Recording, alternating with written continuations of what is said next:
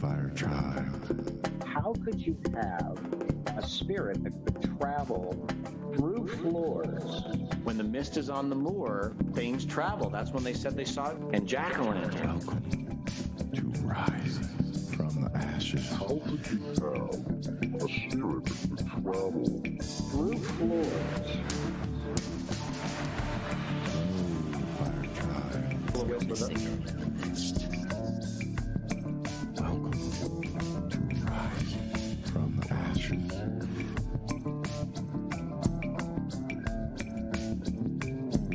How could you have a spirit that could travel through floors? When the mist is on the moor, things travel. That's when they said they saw it. My experience, and I've wondered this, is if we're like beacons. Mm-hmm. You know, it's almost like where if you are a sensitive, you're like a lighthouse in the, you know, you're like a lighthouse in the upside down. We're like beacons. Hey, Fire Tribe. Welcome to Rising from the Ashes.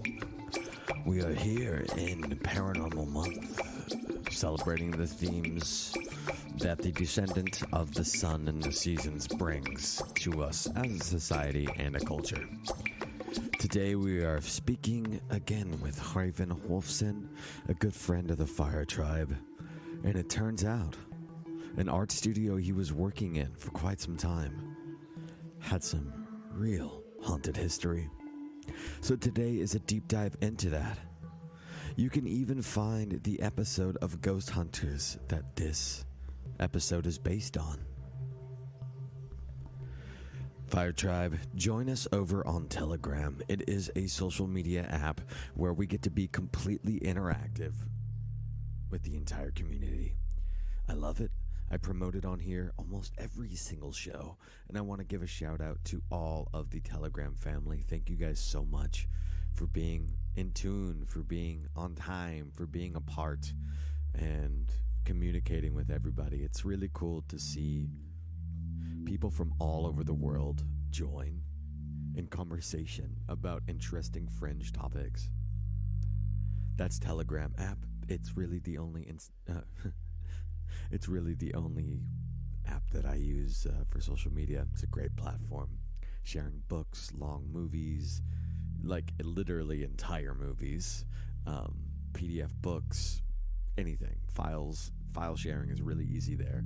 And the layout and format of it is also fantastic. We're going to dive into some RFTA news here. And today the segment is not with Adam Stokes or Kaylee, but with Sabiah Sogard, who I have brought up on here and mentioned that she is giving a great discount to her business and her work, which is psychic and clairvoyance work. You can dive into a past life reading or just energy reading, like literally get a clairvoyance professional opinion on your energy and see what's going on, if there's something else that's maybe affecting you that is not completely yours. She's really great at it. She's a good friend. Much love out here, everybody, in October. Oh boy, we're rolling up on Halloween, on Samhain, and the energies are strong in this eclipse season. So strap in, buckle up, get ready. We're about to dive into some RFTA news and then a fantastic episode of The Haunted Shop with our friend, Hraefn Wulfson.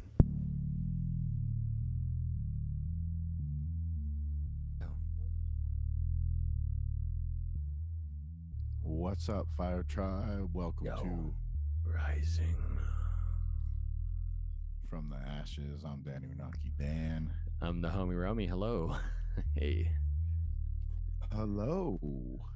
And this is RFTA News. News you can trust. Angel dust. And we have today on the show a new guest for the RFTA News, but returning guest as she's been on both of our solo shows on Patreon. So if you want to go check out Patreon, it's Sabiah Sogard. And Sabiah, how you doing today? I am great. I'm stoked to be here and talk about myself. Oh, Sogard is so good. Yeah, excellent. I can talk about Vision Switch, but yeah, we've Roman's been running some ads at the beginning of the shows for Vision Switch and telling people about your services. So yeah, let's get into a little bit of what you're offering so that people are aware. And you know, as we do these intros, we can get into more of the other fascinating things of the healing modalities and everything. So yeah, tell us what's up. well, I'm here. I'm up. My practice, I call it Vision Switch. My name is Sabiah, but I do psychic work, energy work, what people call it, different things. Healing, reading, clairvoyant readings is what I tend to tell people that I do. And I mean, it's not something that I have thought that I had since birth. You know, there are some really excellent psychics out there that have been practicing their whole lives. But for me, it was something that was kind of almost a medical issue. My doctor actually sent me to a clairvoyant reader after we kind of hit some walls on some things. And she helped me out so much. I felt so seen and really named a lot of things that were going on that I wanted to learn more about it and see what I could do. And she really let me know that it's not something that some people don't have. Everyone has it, but it's kind of like, you know, we all have tendencies. Some of us are just certain ways. We tend to do things certain ways, but that doesn't mean we can't teach ourselves or learn from others how to change, how to be a little different. And it's really just how you're, you know, seeing your life, seeing yourself, how others see you can affect that, but it's your story. And so I call it Vision Switch because sometimes it's just kind of like blinking. It's like, oh, if I just look over here, if I get a different perspective on myself, I get to be more in charge of myself. I'm not looking to give people advice or tell them what to do, even though there's a lot of people who would like that. Just tell me what to do. But I want people to be as much as themselves as they can, be the most authentic, most, you know, we're all so rare. We're all so different. And even though we have a lot of things in common, every single person is going to be something so rare. It's never happened before and never will happen again in that exact form. And that's what I love about people. You know, as much as you can love them or hate them, it's unlimited in how creative we are in our expressions. So I guess kind of how I got into it.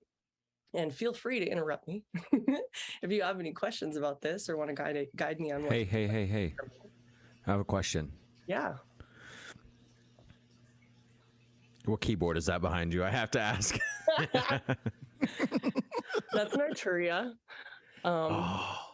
Yes, it's a good one. Yes, that's good. I also am a musician, and I call that Vision Switch, but that's for another story for another day. I had to ask. It was looking at me. I was like, "What is that, dude?" It's got the sequencer on it. It's got a bunch of fun knobs, and now I know it's an Arturia. So that's some heavy equipment. Well, it's compatible. It does its thing. It works with electronics. You know, it's not a full stringed piano, which would be great, but this thing can travel, so that's awesome. And it also talks to my computer. So let's see, off track. Sorry. No, it's all good. There's so many different ways to look at things, and that's one aspect of myself is I love to play music and write music, but not everybody knows that about me. It's kind of what I choose to show or how I see myself sometimes. I kind of want to give a little bit of a backstory on what I do, so then I can tell you what I do. Yeah. Like I said, I was kind of led there by my doctor. I found a really great teacher. I found a bunch of teachers after that because I wanted different perspectives. But I have experienced people in my life that are so psychic that it's the classic quotation psychic, that they are mind readers, that there's like no filter. They're just seeing everything. And I always thought that was absolutely amazing and wondrous. But now that I've gone through so much training, I realize that's horrifying existence, because you don't really know who you are. You're kind of absorbing everything from everyone, that you get into a protective state where it's just like, I don't know who I am. What's my, and defensive. And so the psychics I did know that were really potent were usually trying to control others because they didn't know how to control themselves. And I never want to be someone who is controlling anyone else. I mean, I don't even have kids. I don't want to be responsible for anybody else, but I'd like to help them to be in control of themselves.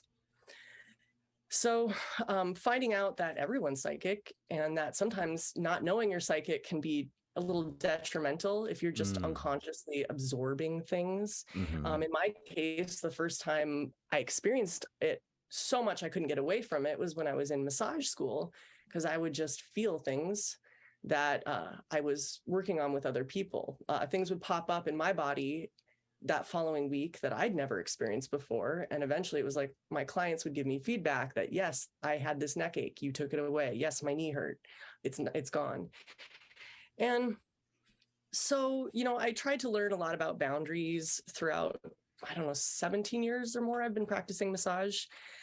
But I always wanted to get to the point and kind of figure out where stuff was coming from. And with clairvoyant readings, that's what I aim to do. It's like, let's get to the point. Where's this coming from? Is it even yours? And so that kind of leads to a little bit of psychic hygiene. How do you clean it up? How do you get your space? Because when you get your space, you can with that space. It's not about how it has to appear or be for someone else. It's how are you getting to have self-control, exist in your own, validate yourself, be yourself, and maybe get to do more with that. Because if you get space, you can fill it in with whatever you want, and it's not about somebody else. So I've been doing readings for, I think, 4 years now. And it's something I am looking forward to doing the rest of my life. I'd like to just keep getting better at being neutral, being able to have my space, and so other people can have theirs. And some of the things that I've noticed in doing this is if I'm working with a friend, I get to see their development after getting a reading or a couple readings, how their lives change. And so it's not just, oh, this has worked for me, this is so great. I get to see how much it works for other people. But I do want to say that not everything works for everyone. As much as this could be life-changing for somebody, for someone else, it might just not work for them. And that kind of harkens back to my massage therapy experience. There's certain techniques that are just not for some people. But if you are drawn to something, if you feel interested in it, it's kind of like finding something to be really beautiful or really delicious. It's not something someone else can tell you. It's something that comes from your own space of attraction. And I was so attracted to psychic work, and I just felt, oh, I'm not psychic enough. Oh, I'm not psychic enough. And getting to really be invited into that and learn about it and see the effects and see how much it helped me validates that there's that whole space of existence. But, it's scary. It can be really scary for a lot of people acknowledging that someone's psychic. I mean, I have a lot of friends that don't want readings from me because they think I'm going to read their minds. And, we all need a space of privacy. But what I do in a session is get as neutral as I can so that I get to observe and tell people what I see. And it's only with their permission. I can't see something, especially if there's resistance. And I'm not looking to break through that. I don't want to fight anyone. I want them to be in control of their own spaces. But I do light up where maybe someone that's not them is getting in on their space. And we can get really, paranormal with it if you want and go to those, well, what besides your mom or your dad or your, significant other or your kid might get in your space? There's a lot of other stuff that I've found gets in there. And also, what are some examples of what other stuff? What do you mean by that? aliens and stuff? Paranormal? You said paranormal, so it made me think like maybe aliens are fucking with your Well, consciousness or I guess something? one of the things I should start with is that I also can read with the dead. So people who have passed over, I can have conversations with them, or get to, through the person that they are kind of asking for. So if someone lost someone and they asked me to kind of facilitate a conversation, I can do that. And I mean, you can't make this stuff up when I can go, okay, well, I see this person here and they look like this and they're saying this, and I don't even know anything about the person I'm reading for, let alone this person who's passed over. And they are like, yes, that's true. Yes, this is who they are. But what happens on the other side is also very interesting too. I thought, well, that's it. This is your life. And when you die, you're done. And then maybe, there's all sorts of possibilities depending on religion or science, like whatever you are really getting into. But I kind of thought that maybe you get to go on to be something else, whether it's worm food or reincarnated existence or whatever you might have it. I don't know for sure. But what I've experienced from reading with the dead is that there's actually healing that's possible after you die. So if somebody has died with like dementia, or they were murdered, or, not everything is always immediately resolved. Some people can, they can kind of work through it. But there are some people who die and are kind of stuck in that space. And it is so easy and so quick to help them to kind of clear that out. And we're very lucky right now to have bodies and to get to have all this stuff animating it, whatever it may be, spirit, soul, electrics, chemistry, however you look at it. We're getting to operate, and we have a lot of abilities having a body. The body's a really important partner in our lifetime. It tells us about us, but it also can facilitate a lot of different energies, very physical things. And when you, as someone with a physical body, are working with someone on the other side, you can help them so quickly. It's almost easier to heal with people who've died than people who are living, because there's so much caught up in their body. There's so much of other people's energies that are in their spaces. These amazing vessels we have can kind of, it's like having house guests. Some you invited, some you didn't, some snuck in. Some just need to be updated. Maybe you said, yeah, come and hang out when you were 8 years old, but now that you're 32, it's maybe time to have a little sayonara. So I've gotten to kind of see the effects of maybe the afterlife, you might want to call it. But I've also seen and kind of communicated with different energies, beings, however you may call it. Some people would maybe call them egregors, when there's kind of a cultural programming that creates something. It's kind of spoken into existence. It's something that so many people believe in until it's pretty true. And the important part of what I want to say about all this stuff is, with everything that's paranormal, there's nothing that has more control over you and your body than you do. There's always something that might convince you or ask you or demand of you to give up your space.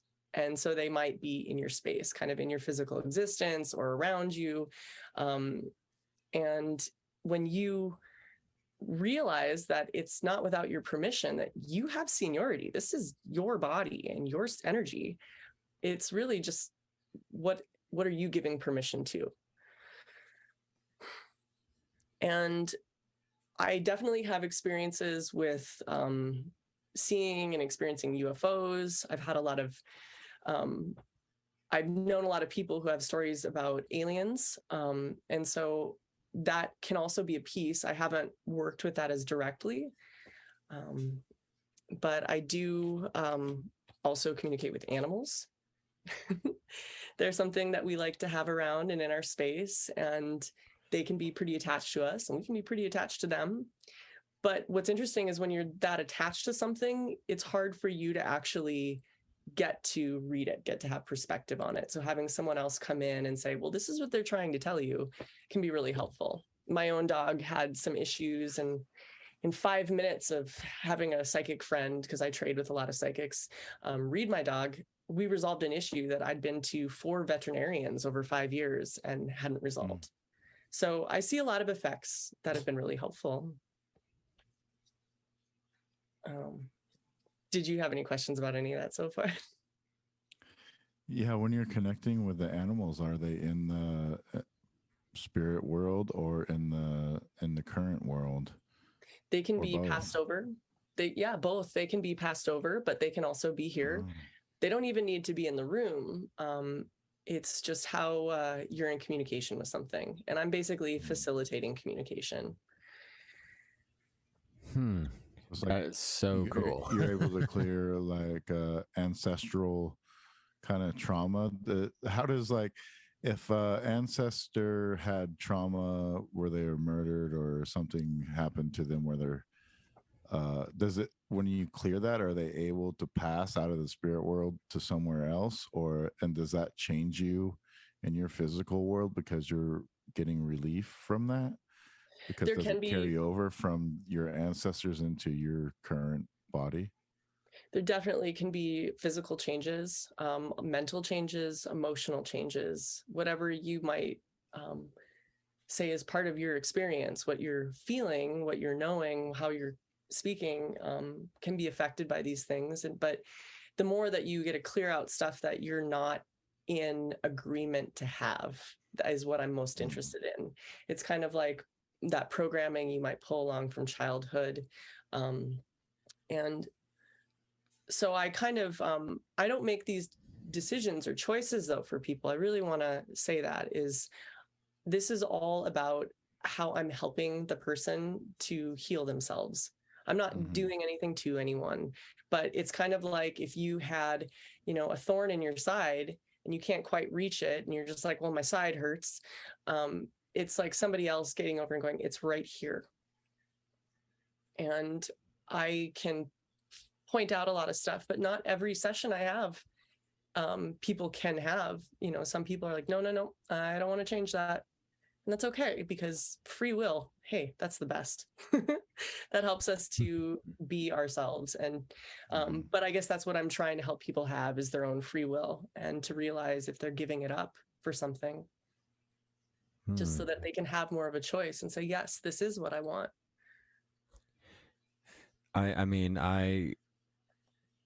I'm super fascinated by, the ether and how we are connected, but then we have our individual differences.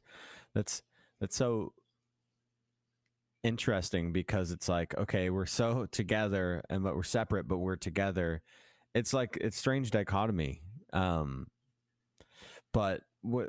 what's something that we can all kind of work on to help ourselves be optimized, I guess, like something that does kind of tie us all together? Oh, well, that's the earth. We're all on it. We're all a part of it. And it's the most neutral thing that we can tune into or we can accept.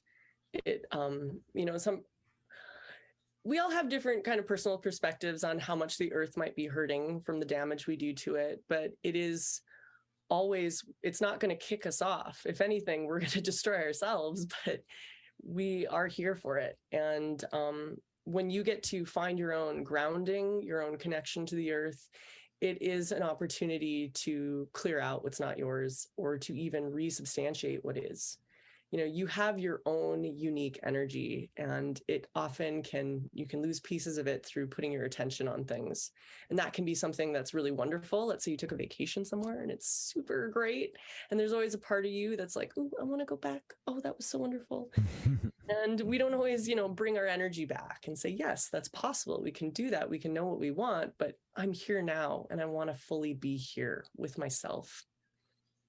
And then maybe you're more likely to take that trip again when you really are with yourself. But if there's always kind of scattered pieces of yourself everywhere, how do you get that back?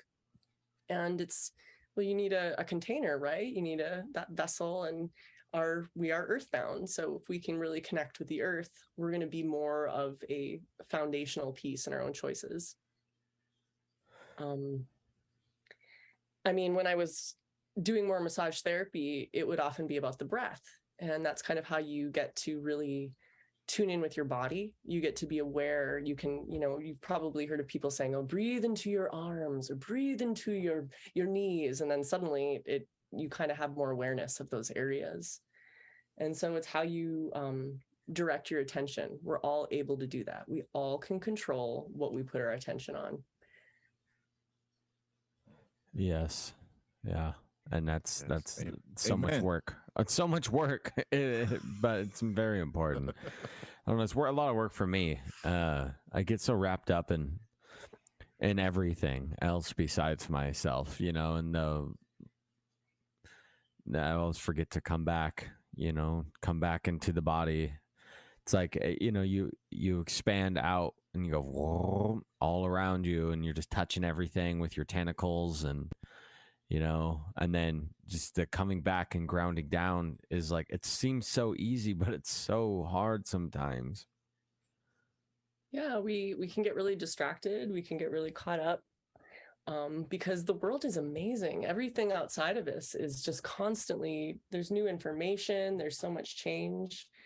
But how do you get to be in charge of yourself, I think is pretty important, because then you get to make the choices. And that's what substantiates your existence, is what choices are you making? How are you creating your life actively? For me, a big part of what substantiated this psychic practice was I have been in so many car accidents and had so much chronic pain. That's why I became a massage therapist, was to understand the body more so I could help myself. And then I ended up wanting to help others because I can't keep this good stuff to myself. But I still had some residual issues. I couldn't really sit in a chair. I always kind of had to do cross-legged weird things after even a couple minutes. And through the psychic meditation, just kind of like learning the basic practices of having my own space, I now can sit for hours in a chair. And I wasn't able to do that till I was 39. So I'm hoping, more people get to know that they get to be in charge of themselves. Forgive me, but how old are you now? I'm 43. Okay. So just a few years ago, like 4 years ago, you were finally able to sit still. Yeah. Yeah. I thought you were like in your early 30s, so sorry. Compliments will get you everywhere. That's exactly what I like to hear. But when it comes to clairvoyant work, I don't need validation. I don't always know what works for people or what doesn't. It's how I remain neutral. Would you say that like slowing down helps you to get in contact, or helps you kind of navigate through the world a little better? I think yeah, it's funny you say that, because I'm kind of a busybody. I tend to be a little bit more high energy, high strung, and it does help me to sit with myself and kind of accept what I'm handling, and to get to actually reflect on it and say, well, where is this coming from? There's a lot of deep stuff. It's been really wonderful to get a read with so many people, because there's so many things that I can see through neutral observation of them that are so helpful for me. But when I'm looking at myself, I'm a little lit up. I'm a little charged. It's me. It's like the biggest deal in the world.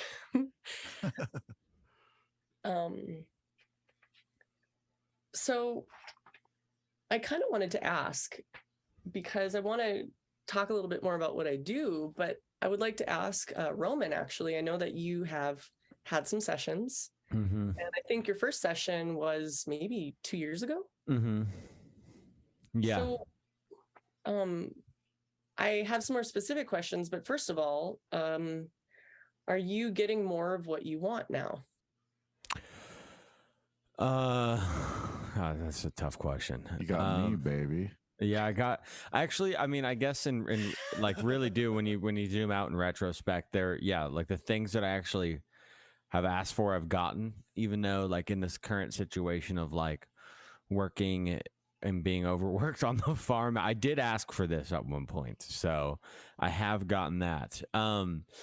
As far as like working with you and every time afterwards. Like, it always seems to come at such an important pivotal time, even though I don't realize it necessarily in the moment.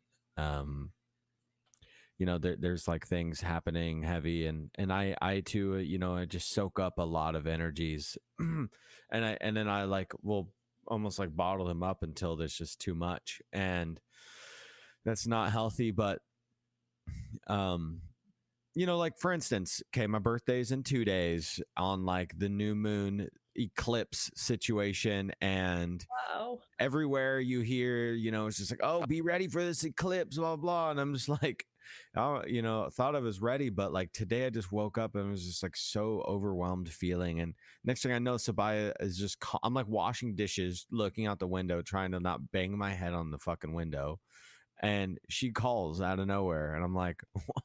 Like, what do you want? And and then she's just like, how are you feeling? And I'm like, overwhelmed. And she's like, you need to ground. And I was like, you just called me out of nowhere. Like, you know, so there's that psychic attunement that's there. And you know, one of the readings that you gave me a couple of years ago before I had my dog, you know, you gave me a past life reading, and it was really, really cool. And it took me a while to soak it in, because it's like, it's such a heavy kind of like cosmic celestial like reading kind of thing, that like it doesn't seem like, it's just how I process stuff. But it took me a while to really like understand what it like may have meant, or like what it means to have that connection to these different lives that we've experienced. And either way, you told me that there was a black dog that came up as I was standing guard on a temple outside.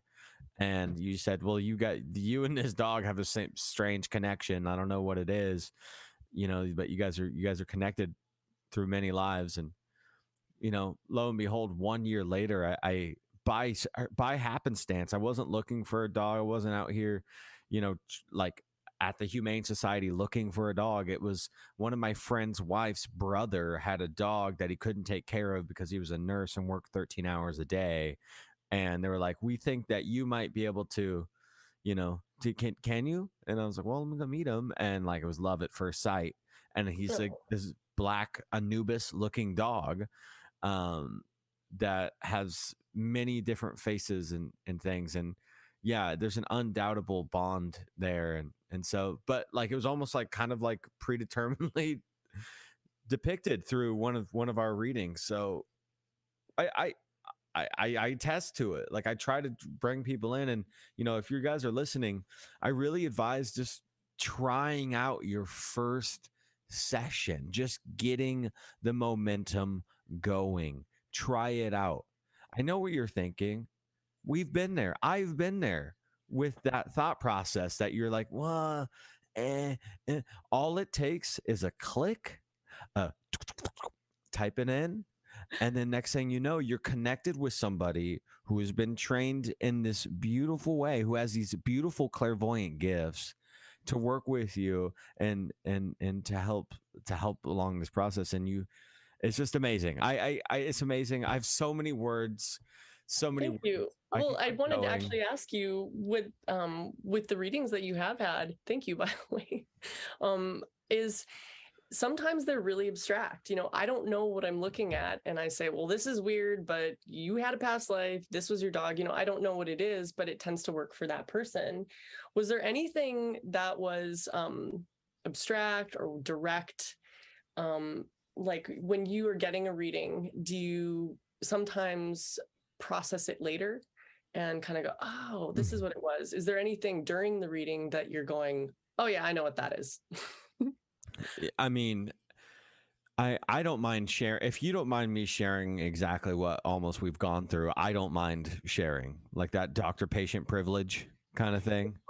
Go you for know, it.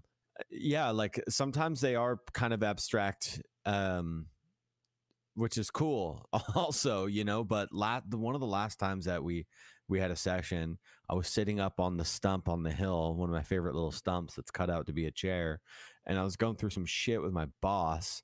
And me and this guy, let me tell you guys, we've gone through the ringer, me and this guy. And it's almost like like we were like meant to be together again in this life, because when she pulled up our relationship, she's like, yeah, there's definitely some other things here. And she started to talk about this description of a past life that me and my boss currently have shared. And it's not like he's just like a boss and I'm an employee. Like me and this guy are completely intertangled together. Energetically, there's definitely, it's super interesting, as we all are with everybody in our lives. Like I feel like if there's somebody in your life, that means there is something that has happened before and your energies have found each other yet again. And she started telling me this story that I was a beautiful woman and I had a huge long flowing dress, and I was almost like a priestess. I can of see you sorts. as a beautiful woman, Roman. Thank you, Dan. Thank you. And there was, and Greg worked for me. He worked for me in this past life. He was like the writer of like my, things. And, it's almost like we have that type of relationship now, but the roles are a little bit reversed. But at times it does seem. Anyway, she started telling me this story, and I had to mute my phone because I didn't want to interrupt her. But like there was, I don't know if you guys have ever had the type of crying where there's a vacuum on your face and you can't help it, and it feels like your nose is getting pulled, and there's tears and there's waterworks coming out of your fucking face, and you can't stop it.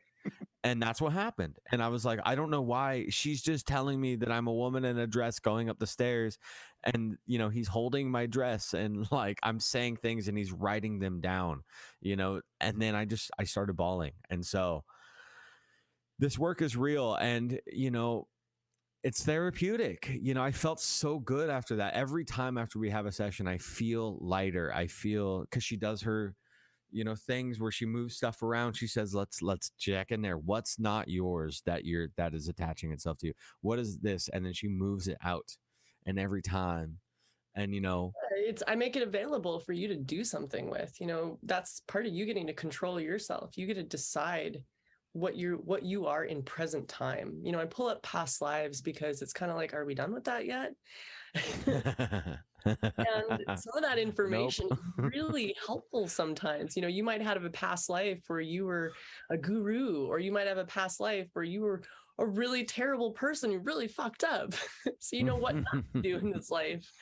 And however you want to look at past lives, maybe there's some kind of reverse visualizations. I'm open to however you want to say what this stuff is. I'm just trying to refine and practice what we're doing. I think that getting to update. Oh, go ahead.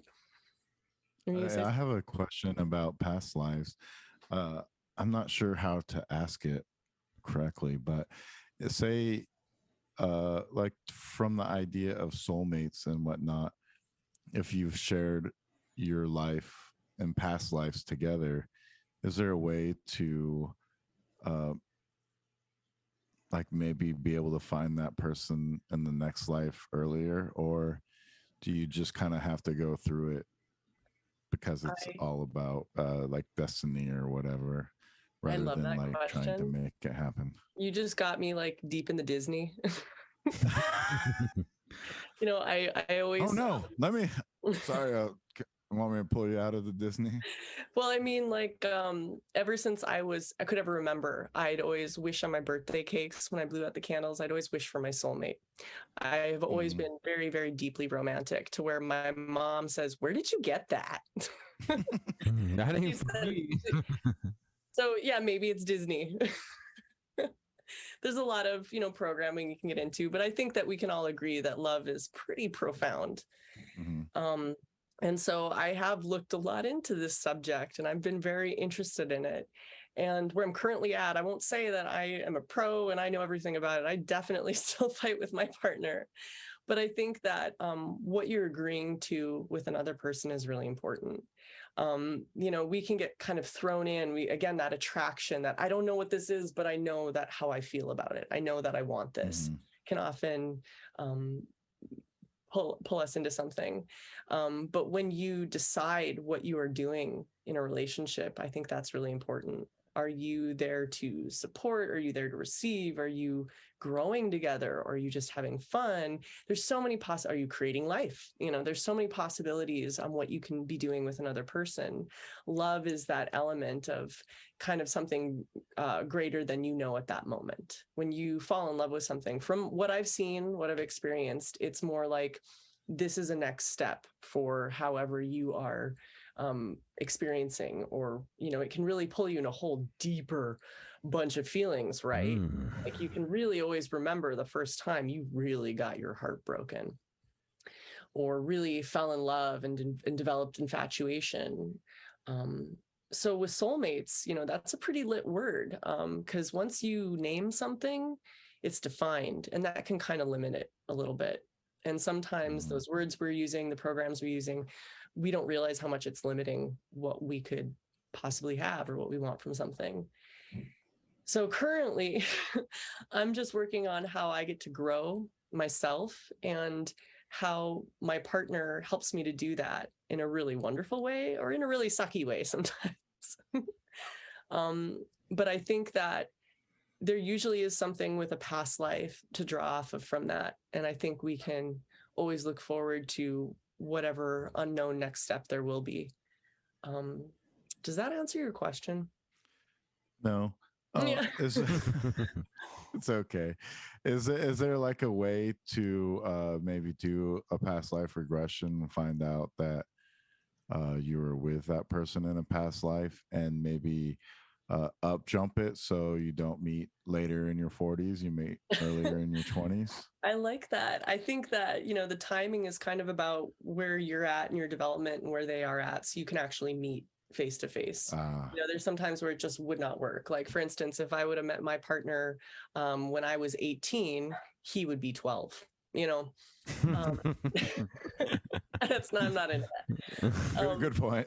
But I'll tell you something I can do that has been really effective is I do relationship readings where the other person doesn't have to be there. It's because it's really about the person who's asking the questions. The person I'm doing a reading for, I can look at what their energy is reflecting about the relationship, what the other person might be reflecting, and what they're creating together.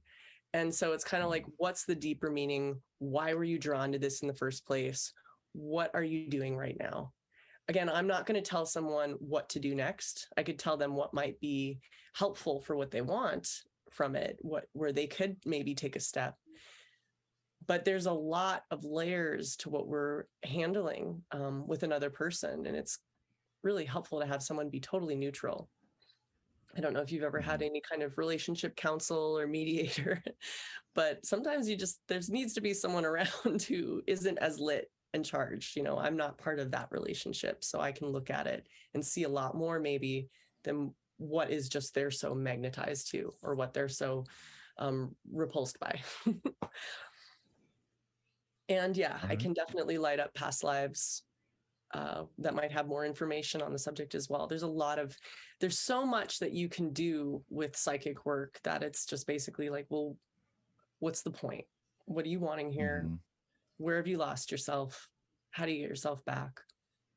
And I'm not there to define that for you. I'm really practicing and working towards how I get to help people be the most themselves. I think it's pretty interesting because when I think of past lives, I think, I'm mostly the same in that life as I am in this one. I'm like a man or whatever. But from Roman's description, it seemed like, he a woman with his boss, and they were together or something in their past life, and they are in two different aspects, but they're still working out some of the same problems that maybe they carried over from those past lives, or have currently with each other. So it's really interesting to think of it that way and see it that way. Like maybe even like in our past life we were father and son, or daughter and mom, or cousin, whatever. That's true. We're connected in a different way in that past life, and not necessarily romantically or friendship wise, but in a completely opposite way. So Yeah, But I, no, I don't really. the commonality in those things, like let's say I was my partner's mother in a past life, and he didn't get to really tell me how he loved me as someone who's just Yeah. grateful for, you know, his existence. And in this life, he has more of an opportunity to express that love for me more directly and more easily, because again, relationships can often be defined externally. There can be a lot of people who are like, this is how you do this. How many women's magazines tell you how to be a better lover? Mhm. But really, it's kind of about, well, what's working and what's not working for what you want. It's not really, I'm not there to say what's right or wrong, but I can help you to see maybe what is working and what's not working. And then you get to decide if you want to update that. And yeah, I'd love to give you a reading, Dan. Yeah, Dan. You know, that's always on the table. Okay. Yeah. But I will say to anyone who is interested in trying me out, I intentionally am, for the first 5 years of my practice, really trying to be as affordable and accessible as possible. And I'm not trying to undercut other psychics. I would definitely recommend other psychics if you're looking for something that I'm like, someone else might be better at this. I want everyone to be able to have lots of options. And you know, I see multiple body workers. I always trade with lots of different psychics. I don't want to be kind of stuck into, well, this is what I'm doing and this is what I'm good at. This is what's easy. I want to be able to expound and elaborate on my existence. But I think currently just charge like, I think $50 for a Zoom reading. I think less for a phone reading. So, you know, come on and check me out if you want anybody. Sweet. Excellent. The more people that are getting psychic work, it might get to change the stigma, and it also might help for people to realize what's appropriate. There's a lot of inappropriate psychic practices out there on a casual level, on a professional level. I'm sure we can all name lots of examples of things we've seen or experienced that were pretty fucked up. And there's a lot of, you know, television shows out there, and it's almost like car accidents. Like, yeah, I want to see what that looks like, but is that really working for people? Is it really helpful? And I mean, and if other people are interested in doing that themselves, like, oh, I'm really attracted to this, I'm really interested in it, but I'm not psychic. Well, maybe you are. Why not see if that's possible? I could recommend schools and teachers too. But I think that the more we are having the conversation, the more we are acknowledging our energetic spaces, we get to be in charge of more of our own existence. You know, I know you guys get into a lot of hot topics like, you know, the government and deep history. And maybe if people were a little bit more conscious of what they were choosing and what they were experiencing, we wouldn't be so controlled and so pulled into things we don't want. And maybe some of those people in charge might not feel such a need to control others if they had more control themselves. Oof, the deep truths. Well, yeah, let's get everybody on board. I mean, the more people that we have, you know, working on themselves and working with each other, 'cause that's really what it is too. It's working with each other on these things, you know. We get to be able to help each other by helping each other help each other, and we can all help each other by helping each other, and it's really helpful once we start helping each other. And it's a beautiful symbiotic relationship there. And ironically, I understood all of that. It makes sense. It's all a big loop-de-loop, you know, and I'm whoop-de-whoop about it. And I will be really stoked once people start going to Sabiah and telling and sharing their experiences. And, you know, that's why we're doing this right here, and that's why that's why she was gracious enough to offer any sort of discount or her services to everybody, is because this is, you know, it's a really good thing, and it's a community, and that's what we have here on Rising from the Ashes in the Fire Tribe. And so I'm really excited to hear about people's experiences. So go and do it, everybody, and we'll see you on Telegram and talk about it. Yeah, I don't want to turn anyone away. Everyone should be able to have access to themselves and help with that.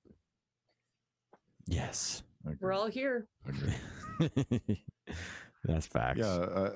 I agree. You know, this is kind of part of the show too, is to make each other more aware of our surroundings, our history, and the individual help that we each need to reach that higher goal or higher purpose or higher consciousness, clarity, all those different things, and to use these different modalities that exist that aren't, you know, perpetrated by uh, corporations and whatnot like that, and get back to the soul goodness of balance and the earth. And so, you know, that's why we advertise or talk about this, and are asking you guys to, you know, um, get out there, experience these things, because life is short and you don't want to be trapped in your own brain and own mind forever. So it's good to have these experiences.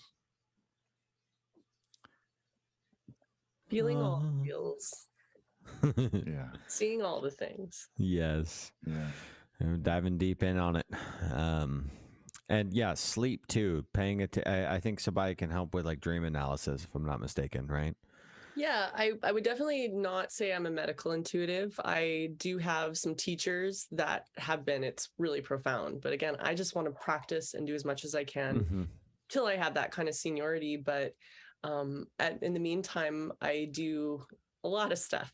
And I would definitely recommend, I could recommend a good, naturopath. I try to keep enough of a community of people that have been so effective that if I can't help you, I'll help you find someone who can. Oh, I love it. Well, one more time with your plug.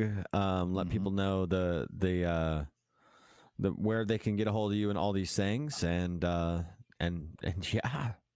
Yeah, my name is Sabiah Sogard, and I go by Vision Switch. It's one word, and you can find me on the internet at visionswitch.space, because I want to help you get your space.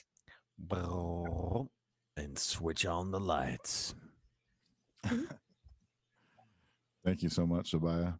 It's good to see you again. Thanks for stopping by. We hope to see you a little bit more often around here. We would like you to come on and do some intros and maybe just talk about some different aspects of healing and properties to get people a little bit more informed about themselves and what they can do just to help it along too, and keep you in the conscious so that way they're aware. Uh, if they need some help, they can find you. Thank you so much. Cheers. All right, everybody. Thanks for listening to RFTA News. Thank you.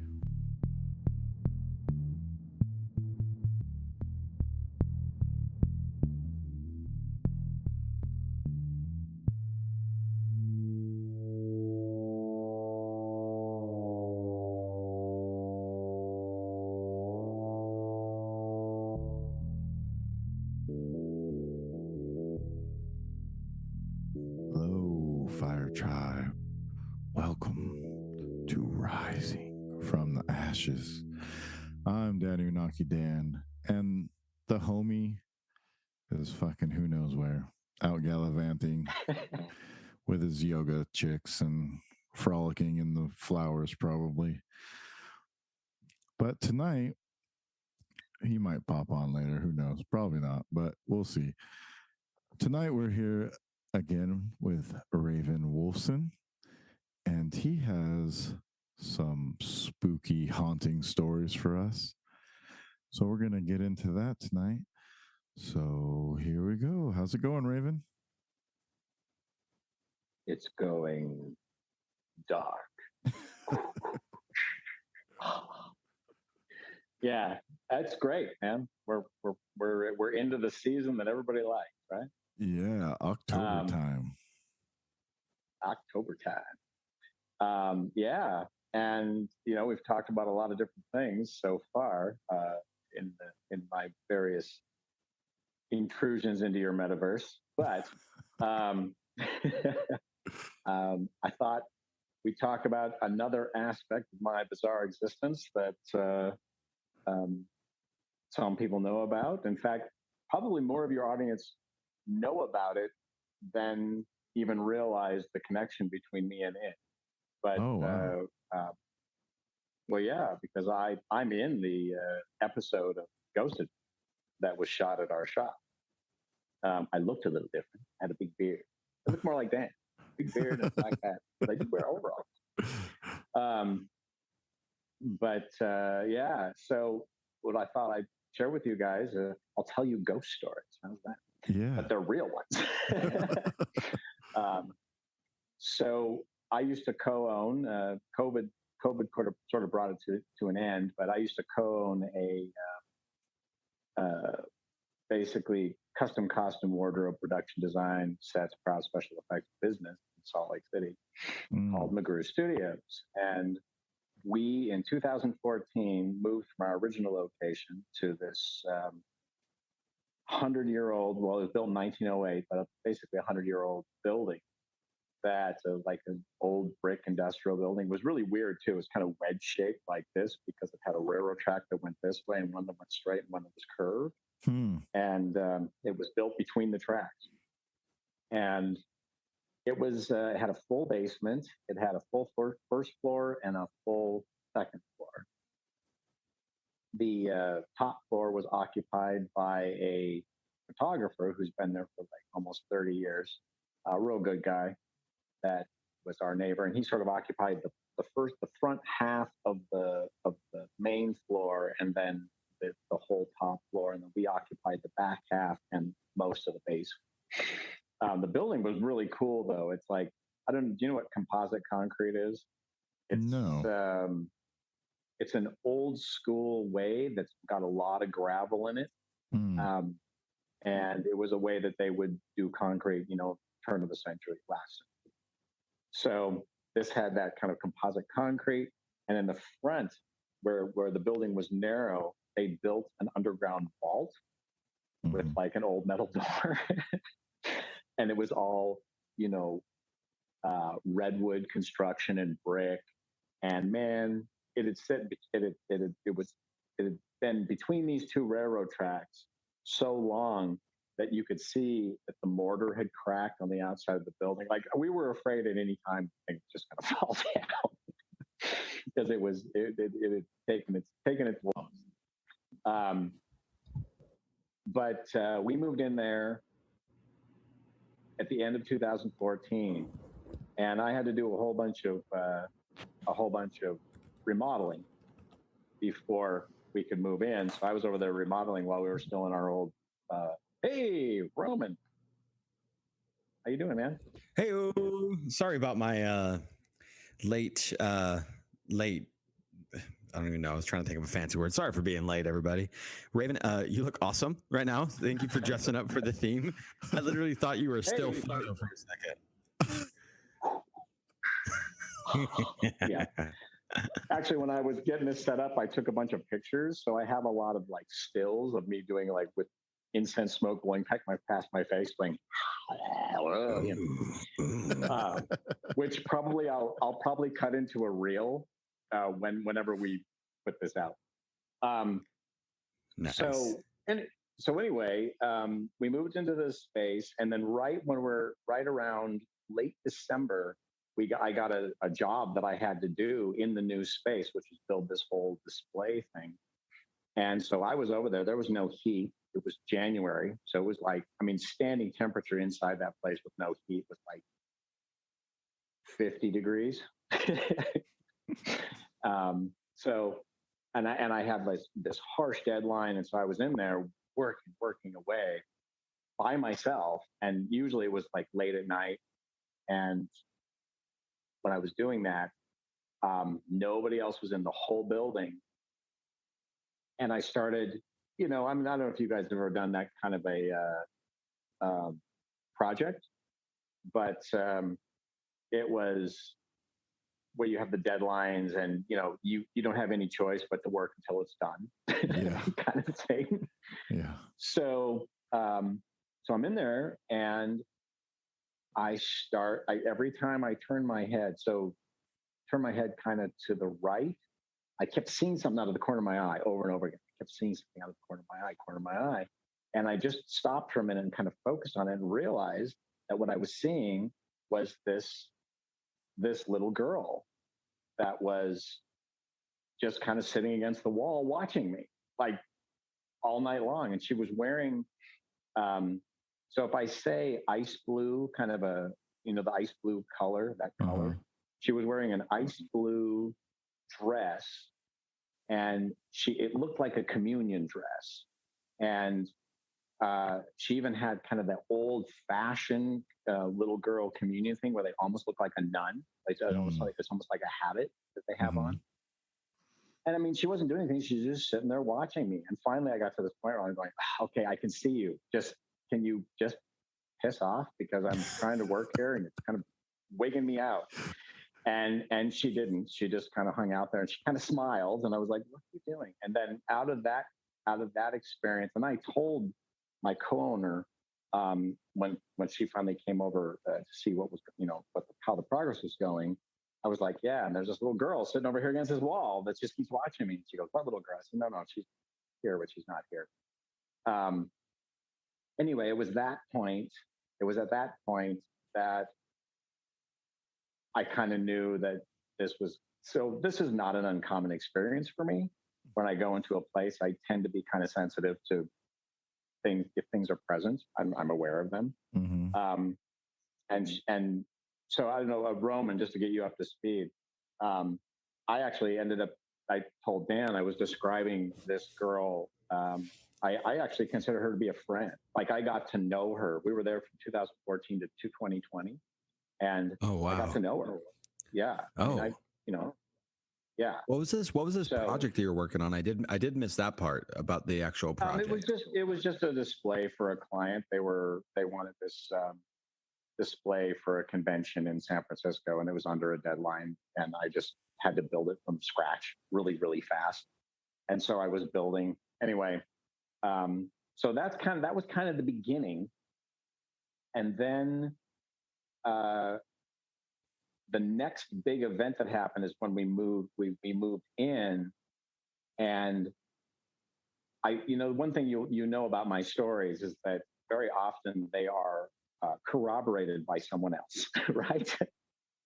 So someone else also has the experience. Well, I was in there and we were still, I was still doing remodeling things, but we'd moved into the shop and projects were going on. And one day I was up, this was a little later on, I was up on a ladder, but I was just slightly out of sight of the front door. And then my co-owner was next to me where she couldn't see the door at all. I mean, I couldn't see the door, but I was more closer to a line of sight than she was. Anyway, I'm there and we're talking, whatever. And also we hear the door open. We both heard the door open, and the door opened and we heard somebody walk in and went, we heard it sounded like an adult walk in and went, hey, Raven. And we both heard it. And there was nobody there. And the door wasn't open. Oh. So let me tell you a little thing about spirits. And that is that, I think there are different kinds. There are different kinds of spirits, but when they know your name, yeah, that means that they've taken an interest in you. So anyway, that happened, and it's funny. She went back and forth because I said, "You heard that?" She goes, "Yes, I heard." And then later on, she goes, "I don't know if I heard." And then she'd say, "Yes, I heard." And then later, like this is over the years, I did, because she was always kind of I wouldn't really describe her as a skeptic. I think what she was is that fundamentally, at the end of the day, it kind of freaked her out, and she knew she was going to have to work there, and so she'd rather pretend that it was all in my head than deal with the possibility that shit was happening around her. So now, classic plate of ignorance. Yes. But the thing that she would admit sometimes, she goes, okay, I'm aware. Okay, I'm aware of things. I'm like, okay, you're aware. And then later on, she goes, no, I'm not. It was, you'd have to know her. Anyway. So what happened is, after that experience, I had a friend named Eliza who had been working with a lot of paranormal investigation groups. Like it was sort of a hobby thing she liked to do. And she had told them about some of the things that I told her about our experience, and they really wanted to come and do an investigation. And I was like, okay, that's fine. And we set it up, and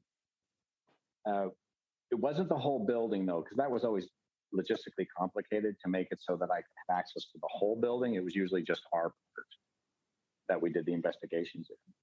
But anyway, long and the short of it is, they came in to do an investigation, and Roman, I don't know, did you see that I sent some emails today?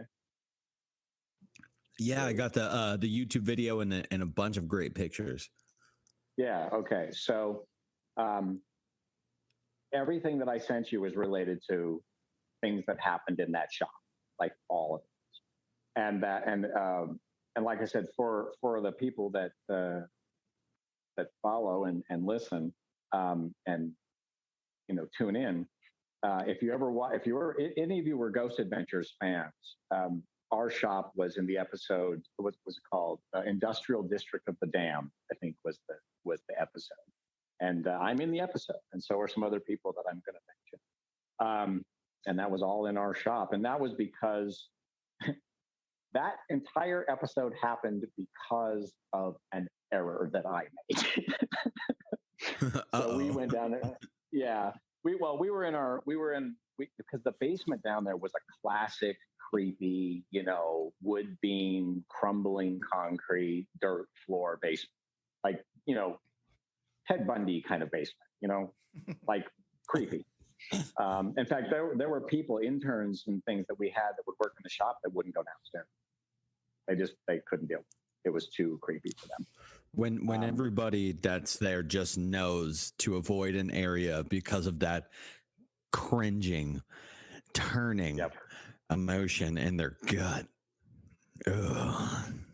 Well, and what's interesting is things, the longer we were there, because the guy upstairs had been there for 25 years, and I ended up talking to his secretary that had been there a long time. And he said, I've never had any experiences at all. This is the photographer. Never had any experience of any kind. He goes, but other people have reported things.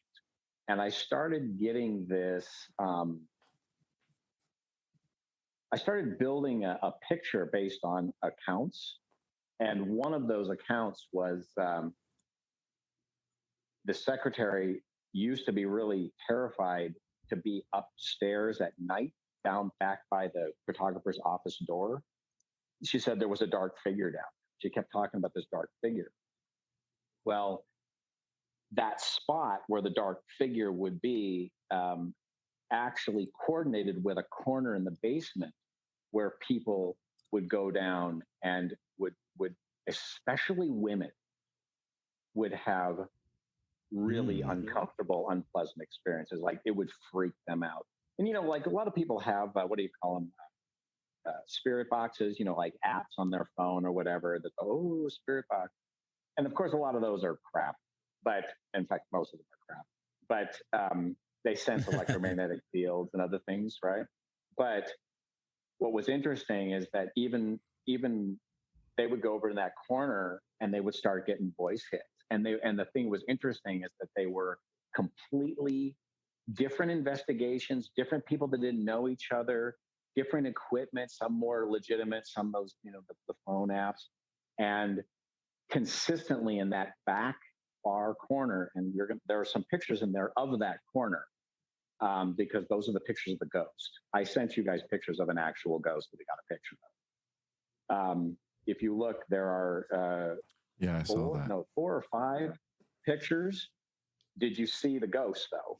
Yeah, it looked like a beam of light. No, it's an inky black figure standing next to the post. And the thing is that how when you take pictures during a paranormal investigation, you go click, click, click, like you take pictures in a row. I'm looking at it right now. Yeah, and he's looking at the camera. He's looking at the camera. And I have a little story. So, you know, I have a lot of little stories, but you know, well, you know, the piece of artwork. That's why we love you. You know, the piece of artwork of the guy that kind of looks like Frankenstein. There's a painting that looks kind of like Frank. Okay. So the woman that did that artwork never went to a paranormal investigation before, but they had, you know, what do you call them? The names of these things go out of my head. The device the electromagnetic, you know, the Ghostbusters thing, that thing with the light. Yeah. But the versions of that. EMF readers and whatnot. Thank you. EMF. Thank you. So they had the EMF meters. That's the one. Yep. They had EMF meters set over in that corner. And they were doing things. And she came, she'd never been to an investigation. She came down. She's a good friend of mine still. Her name is Carolyn Richardson. This is one thing I want to make sure I do in this is that the pictures of the ghost were taken by Jessica Richardson, which is a different person. But it's very important to me that I give public credit to the people. I don't want to make it sound like I took the pictures or you know, like that's important. So that's Carolyn Richardson did those, the one picture of this kind of Frankenstein guy, and then the other one that's the more refined of the girl. Right, there's two paintings. Anyway, she walked over, and right where you see that dark figure next to the post, she, not knowing about the picture, not knowing, she walked right into that spot, and she almost threw up. Like literally, she collapsed. She started having a panic attack. She went white, and we had to take her out. Like we had to take her out of the building, and then have some of the team go and like just do grounding, you know, saging and grounding things on her because she lost it. And what she said is, and she did that piece of artwork after that. And what she said, her experience was, it was just this incredible rage mixed with this incredible sadness. And it just, she had no guards up, and it just took her. And and later on, I showed her that picture. She goes, "Oh my God," because it was right where she was, where that figure stayed. That seems to be it though, right? Like is having guards up.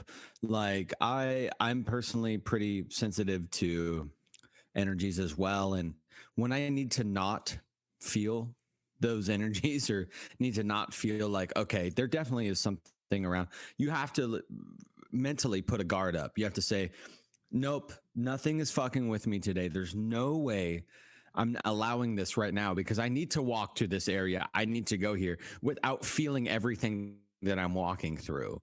And it's right. Interesting because I wanted to ask you two questions. One, what is with people that experience these things, and what's with the people that don't? Like you said earlier, the guy who said, "Hey, you know, I haven't experienced anything," but there's a lot of people who have.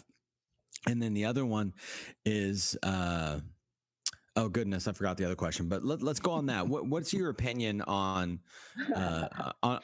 people being like that, just don't ever have these experiences, but being in a place where so many other people are? Well, I think what it has to, the one thing about the guy is that he grew up in the LDS faith. And I think when you grow up in a strong religious, I'm not going to say spiritual, I'm going to say religious, you know, community church background. Yeah. You are cultivated to have blinders on. Like they tell you it's a sin actually to be aware of those things. Wow. Like, I've had conversations with, and also there's this incredible fear that people have. And it's interesting, you know, because where I am, there are clearly a lot of LDS people, and a lot of I have a lot of friends that are LDS. My one friend, it was interesting. It took her years to I mean, she's still LDS, but she finally came around to open herself to having experiences, but it took some work for her to do it. I think what it is that, and I also think that it has something to do with wiring. Just, you know, it's just your wiring. Like not everybody's an antenna, you know? And so, well, let me go back because I kind of strayed. Sorry, Roman. Does that answer the question? Can I? Yeah, you did So good. anyway, I think there's many faceted answers, but there are many. But here's the thing. I also think that people that potentially struggle with, we'll say, mental challenges like schizophrenia, that kind of thing. I think sometimes they are more open and they can't do anything about it. Like they can't shut it off. Shit goes, oh, look, someone to talk to. And they're like, I don't want to talk to you. And they go, ha, ha, ha, I'm going to talk to you anyway. But so anyway, what I realized is that there was this column through the building that went from that area back there all the way up to the space outside of his office. And then through our shop, there was a little back area that was always kind of weird. And there were people I knew that wouldn't go back there either. Well, as you know, because you know how the whole EMF thing where you ask yes, no questions, right? Because it's easier for them to make the needles jump, different things if it's just yes, no, right? Are you male? Yes. Are you this age? Yes. Are you, standing on a hill? No. You know what I'm saying? So that's a lot of times during those paranormal investigations how that works. And so I started asking questions through multiple investigations, and I started actually getting a picture that this, and here's I want to preface what I'm about to say with, you realize that until the mid to late 1930s, people having ID was not normal. Social Security numbers didn't exist until after the Social Security was created toward the end of the Depression in the 30s. So there were a lot of people that came to this country that just disappeared. People died all the time, and you never even heard of them. There's no record of them. There were, you think of the 1920s, there were people that got murdered and disappeared all the time because of what was going on in the country. So families having 10 babies, and then you only ever hearing of the one that made anything of themselves, or that kind of scenario. Yeah, totally. Well, and like here, Al Capone was here. Like Al Capone had stills. In fact, Ogden, Utah, there's a restaurant called the 2-Bit Cafe where he used to play cards in the back, like it was part of the bootlegging operation. So it's Al Capone is kind of part of our, and the mob, and all of that 1920s Prohibition era fun was going on here. But so I want to go, because there's a tie-in. So the conclusion I came to is, I said, how could you have a spirit that could travel through floors? Because usually, most spirits tend to be locked in a location, like they're usually in a specific space, and they don't change. And they're almost like a repeating recording in a weird way. They're just sort of there, right? They're present. Well, this was weird that this seemed to be traveling through the floors. And we started asking questions like, what was that about? And what started to come out is that this guy got murdered there, but he got murdered on the top floor and he bled through the floors.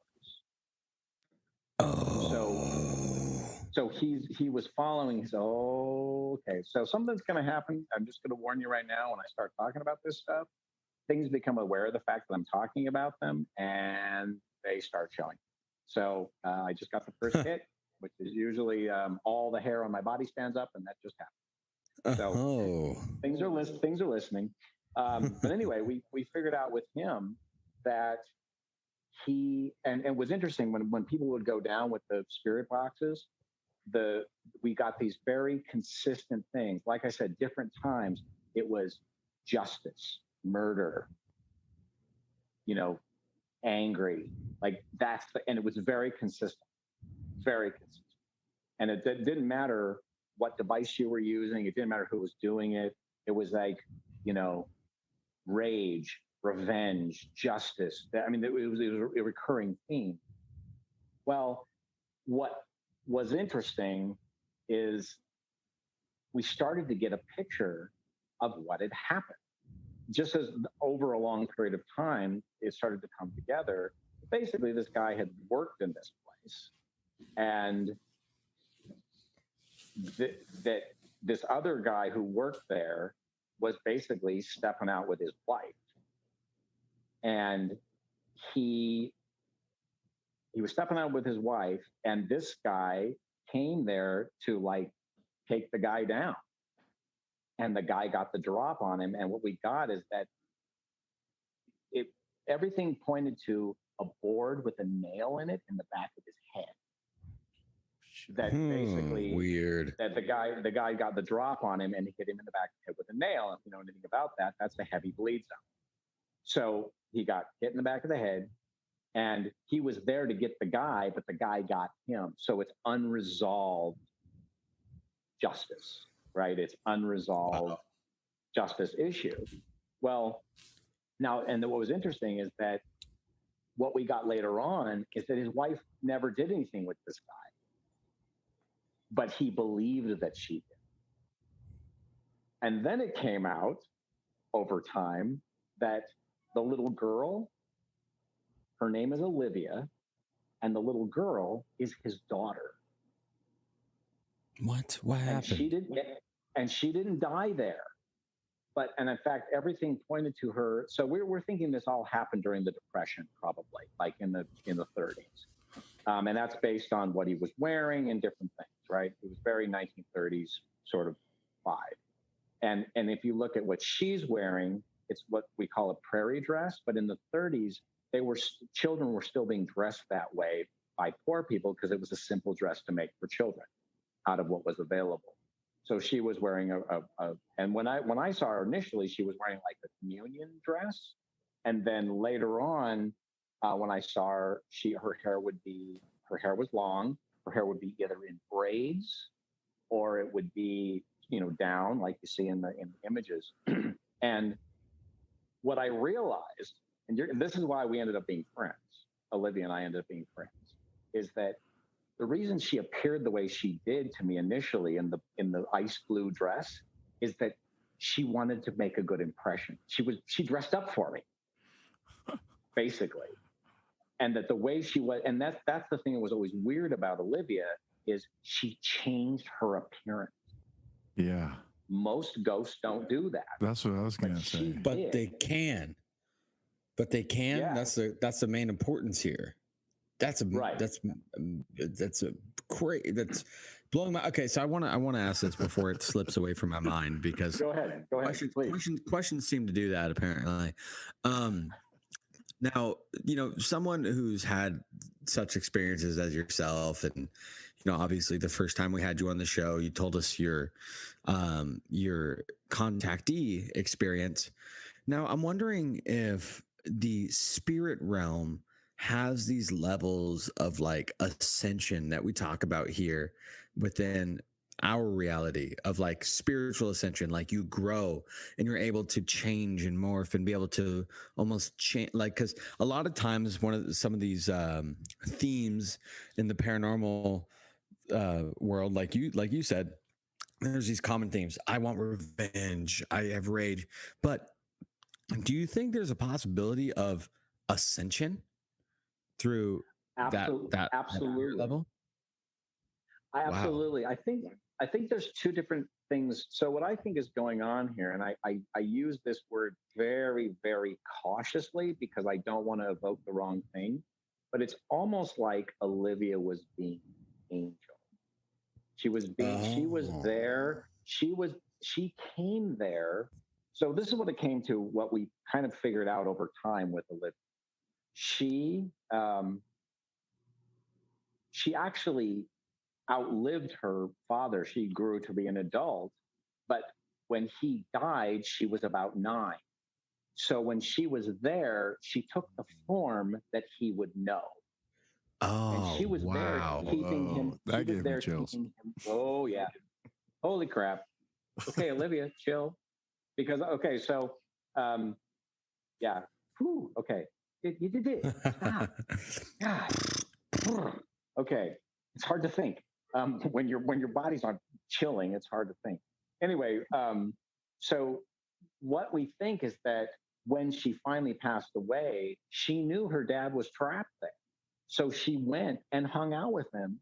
And it was interesting because one of the results of us renting that space is that we ended up doing all these paranormal investigations, and I ended up getting to know people like Misty Sherwood, who you see if you watch the Industrial District of the Damned, you'll see Misty. She's in there. Max is in there. Maxine.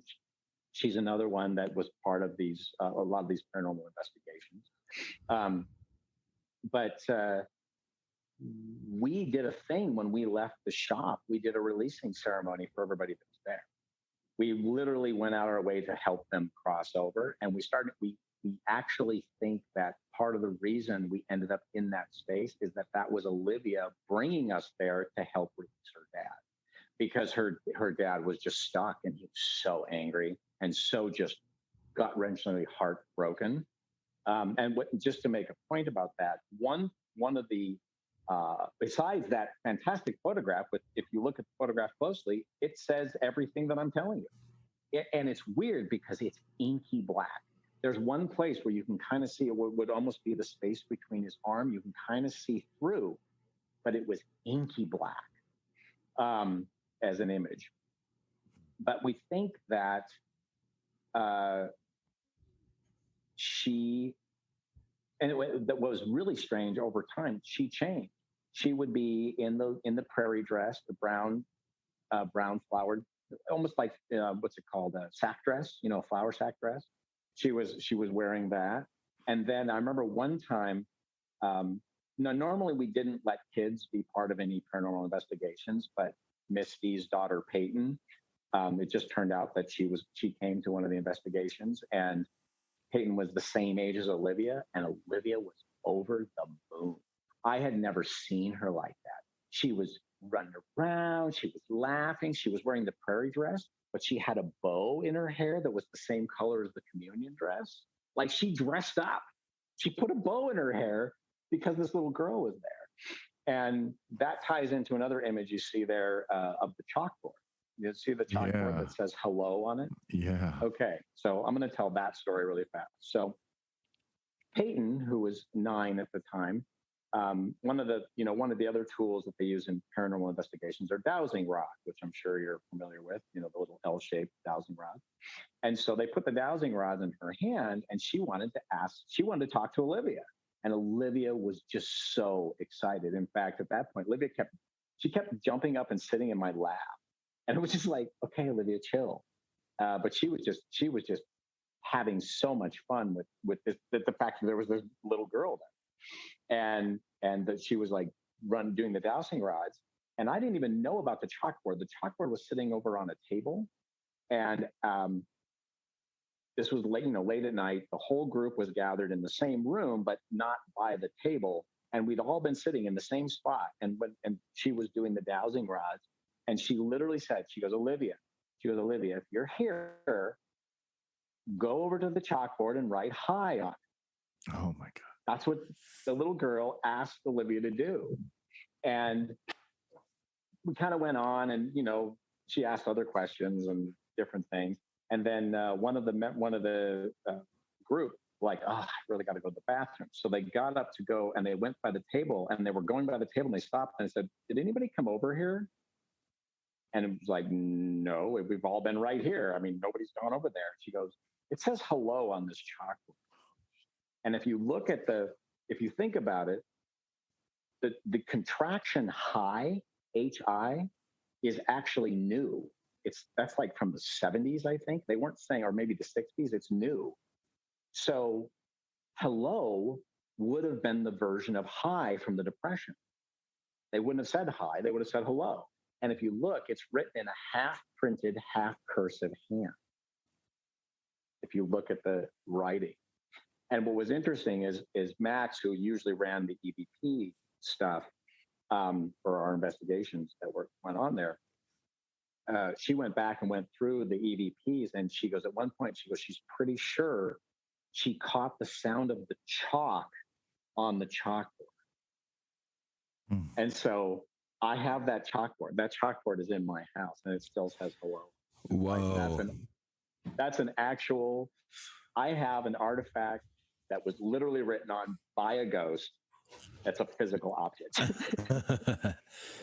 Well, it's interesting. It's like that repeating pattern that we were talking about. Like, what is with these repetitive patterns that go through? You know, is that part of like the soul's like necessity to complete its journey, or like, and how? And you said earlier how you had the ceremony to help those spirits pass through. Is that really a huge part of it? I mean, I know it's been talked about, but is that something that is absolute that you think our soul needs to happen to have its further journey? I don't think that has to happen, but when a person, I think what happens is if a person dies suddenly and traumatically, especially if there are strong emotional issues about it, they get sort of stuck in a loop. And the big thing is, and this is a repeating theme, I mean, they played on it in every show you can think of on the topic, and that is they don't know they're dead. They're stuck in a loop and they don't know they're dead, and they're kind of trapped by their own trauma. You know what I'm saying? Yeah. And I think what Olivia did is she was there taking care of her dad until someone could come along to help him, because she couldn't do it.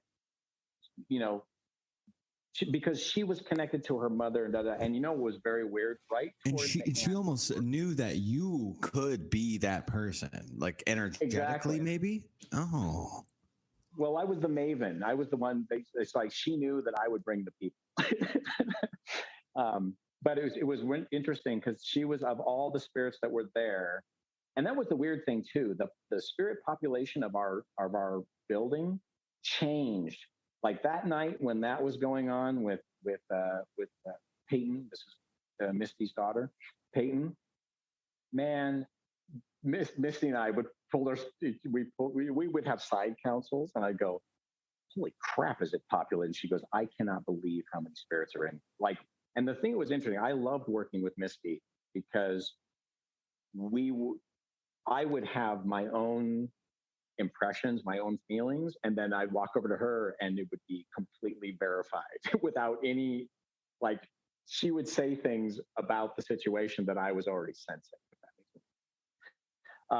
But yeah, we had different, and I think when certain investigations were going on, it like we kind of had an open door apparently, because the population would rise of spiritual presence. I mean, when that night that was going on, it felt like there were like 150 people in the room, and there were not that. There were like 10 at the most, maybe not even that. One of the other things that happened, I don't have any documentation of this, but it happened in front of people. There was this one woman who kept putting an EMF detector on one of our big sewing cutting tables, and it was just going off and going off and going off and going off and going off. And then she'd move it like a foot to the right, and it wouldn't go off. And she'd move it back and going off. And we checked under the table, make sure there's no electronics, nothing that that it would be responding to. And she moved it over, and it would go. It wouldn't work. It wouldn't respond anymore. And then she'd move it back, and it was going. And Misty, so the one of the gifts, she doesn't always think it's a gift, but one of the gifts that she has is that, the cliche, I see dead people, right? Hello? Yeah. Yes. Oh, wow. Everybody got really quiet. Oh, yeah. So the cliche, I see dead people, she literally sees dead people. Like, she sees that they walk up to her, and very often they look the way they looked, when they died. In fact, the first time she came to the shop, she was telling me about, she goes, "Oh yeah, people," because the building, like I said, is built in 1908, but there were periods of time when it was almost vacant, and like homeless people camped in there, and some of them died in there.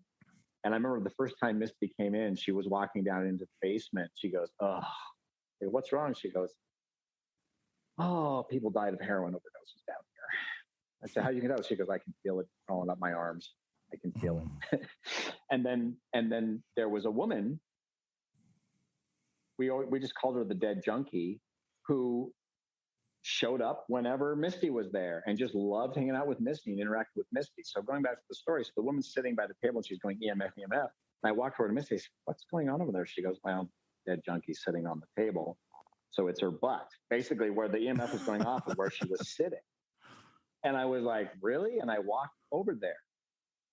And, you know, one of the participants had put their purse on the table and the strap was laying on the table. And as I walked over there, I physically watched the strap move out of the way of where her butt was. Like it moved in front, and not just in front of me. It wasn't the person with doing the EMF thing. Also, we both watched the strap of the purse go like that because the junkie didn't want to be sitting on the strap of the purse, apparently. And then Olivia was really cool. And one of the things about Olivia, she really loved watching us do all the activities. If she was a real person, she would have been sewing and pounding nails and doing all the stuff we were doing. Like she was into it. And she's the one, and I will say it now, Olivia, you are still, it still stands. When we did the releasing, she was the one I said, but you are welcome at my house anytime. You are welcome in my company anytime. You can come and visit it. It's all good. Wow. And so wherever she goes. And what was weird is right toward the end when we realized we were going to have to close because our business was reliant on motion media and conventions, both of which ceased to exist in 2020. So we ran out of clients, basically. But there was this other woman that started kind of showing up, and Misty saw her, and I saw her, and we realized it was the mom, Olivia's mom, and the wife of this. This is the first time that she had happened to pop on the scene. Is as you guys were starting to dwindle down. Was this after the ceremony? No, this was before the ceremony. But I think what was coming was the father was going to get released, which means they were all able to then transition because Olivia was there because she was looking out for her dad, and the wife was coming because he was going to be released. And it felt like a completion thing, like bringing things full circle so that we can just move on. I'm not saying that Olivia's ever showed up, although there have been a few times. So I used to know when she was around because she liked to run around me, if that makes any sense. She would run circles around me. And I knew when she was there because I could literally have the, goose flesh would literally travel around my body. Like it would be on my arm. That's happening right now. On my arm, and then it'd be on my back, and then it'd be on my other arm, and then it would come around and I'd feel it on my chest. And then it's like going, yeah, chill. Calm down. I've never heard it called goose flesh before. I've heard chicken skin, like in Hawaii. When you talk about spirits, they'd be like, "Oh, bro, I got chicken skin." I've never heard goose flesh. It's hilarious. Goose pimples and goose flesh. That's the oldest. So so let me get into what happened that was the mistake. So I was trying to figure out any way we could, make a profit off of being in this space, which is what you do when you're in business, in theory. And I realized our basement was like kind of an ideal filming location, just because if you needed a creepy basement for a horror movie or whatever, it was perfect, right? It was there. And there was a lot of junk and crap down there. Anyway, there was a guy that was shooting this indie film, which I ended up playing God in. We won't get into that. But wait, can we get into that at some point, though?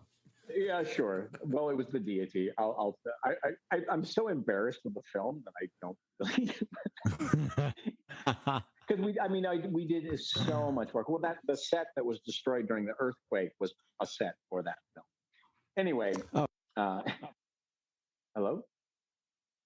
This is in San Francisco, right? No, it's in Salt Lake City. It's in Utah. I, for some reason, thought you said San Francisco. Was there an art studio in San Francisco earlier? Well, there probably is many of them. No. Well, no, I know. Oh, okay, my bad. I would almost guarantee that there are art studios in San Francisco. Anyway, so I had let this guy, he had this part in his script. He needed something called the Hall of Mirrors. And so I let him, which was kind of like in the film, it was sort of like walking through your memories, right? That was the whole concept of this of the atmosphere, the environment. So I helped him a lot, and we set it up, and I did a lot of lighting. You can see I'm fairly good at lighting. We did a lot of lighting, and one of the things we did is because of the Hall of Mirrors, we got all of these mirrors. So there were mirrors hanging from the ceiling, leaning against the walls, weird up in places. And the idea is that you're looking at a little vignettes of your own life, right? The whole point of the film is that the guy was dead and he was on the journey through the afterlife, and so the Hall of Mirrors is sort of like the reckoning of your memories of your past, just to give you a context.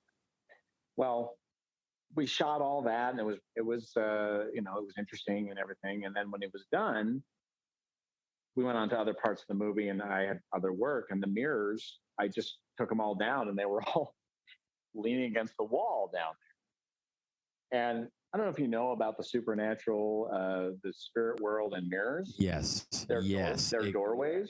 I was gonna say it's the fact that you guys did this. I'm not sure if you knew about that before, or if you were just saying like, hey, let's fuck with everybody and set up this psychomantium. No, so we didn't. I didn't think about it. And in fact, it wasn't until Misty showed up and went down in the basement, and she went, "What the hell are all these mirrors doing down here? Do you understand these are doors, and you're letting all kinds of stuff in?" And I was like, "Oh," she goes, "at the very least, turn the mirrors to the wall." Because there were mirrors that were facing each other, like across the space. So one mirror was looking at the other mirror. And then I set up other things. Anyway, something entered that space that was not a spirit. It was not a ghost. It was something else, and it was pretty nasty. And the first time that I became really aware of it, I decided to build sort of like a clean room in the basement for costume storage. And I was in the beginning processes of doing that. And because sometimes the basement would flood, I was building an elevated floor. So if it did flood, it would not, come inside the room that I was building. In fact, a friend of mine kept making, you ever see the series You on Netflix? No? Anybody? No. Is it good? Okay, well, it's pretty good. It's basically about a serial killer, but this friend of mine knew that I was building this, and she kept going, "What are you doing?" Because it looks like I was building the kill room that he built in the series. Anyway, so I'm down there, and I'm laying out this grid on the floor that's going to be the foundation for the deck of the floor. And I go down there one morning by myself. I'm there, no one's in the building but me, and I'm kind of down there working, and all of a sudden, I get this real strong impression that someone's standing behind me. And I noticed too that, okay, so part of the Hall of Mirrors, I'd taken all these little crappy like dollar store mirrors, and I'd hung them with black thread. So, and a bunch of them were still hanging down there, and I started noticing that they were spinning. All these mirrors were spinning. And out of my corner of my eye, I kept seeing movement out of the corner of my left eye. I kept seeing this movement. And I was like, what the fuck is going on? And then all of a sudden behind me, I heard, I fucking dropped everything in my hand. I was upstairs so goddamn fast. And I got upstairs, and I was sitting there, and I called, my co-owner was Jen. And I called Jen. I said, "Jen, how soon are you going to get here?" Why? I said, "Because I am not going back in that basement until there's someone else in the building." And I got off the phone. I said, "Okay, I'm just going to sit here." And then all of a sudden I heard footsteps coming up the stairs from the basement. I was outside. Out motherfucking side. And like so fast. And I just stood out, and I said, "I'm not going in there until you're going in with me," because I'm not going back in there. And that was the beginning of it. And by the way, the So let me explain how I see spirits, because you got to understand that. But so what will happen is I go ahead. Before you get into that, where is this on the like time period with Olivia? Is this ghost, this energy in between that, or is this towards the end of them leaving? Or this is, so Olivia was there the whole time, but I would say this is about the middle of our tenure when this happened. Okay.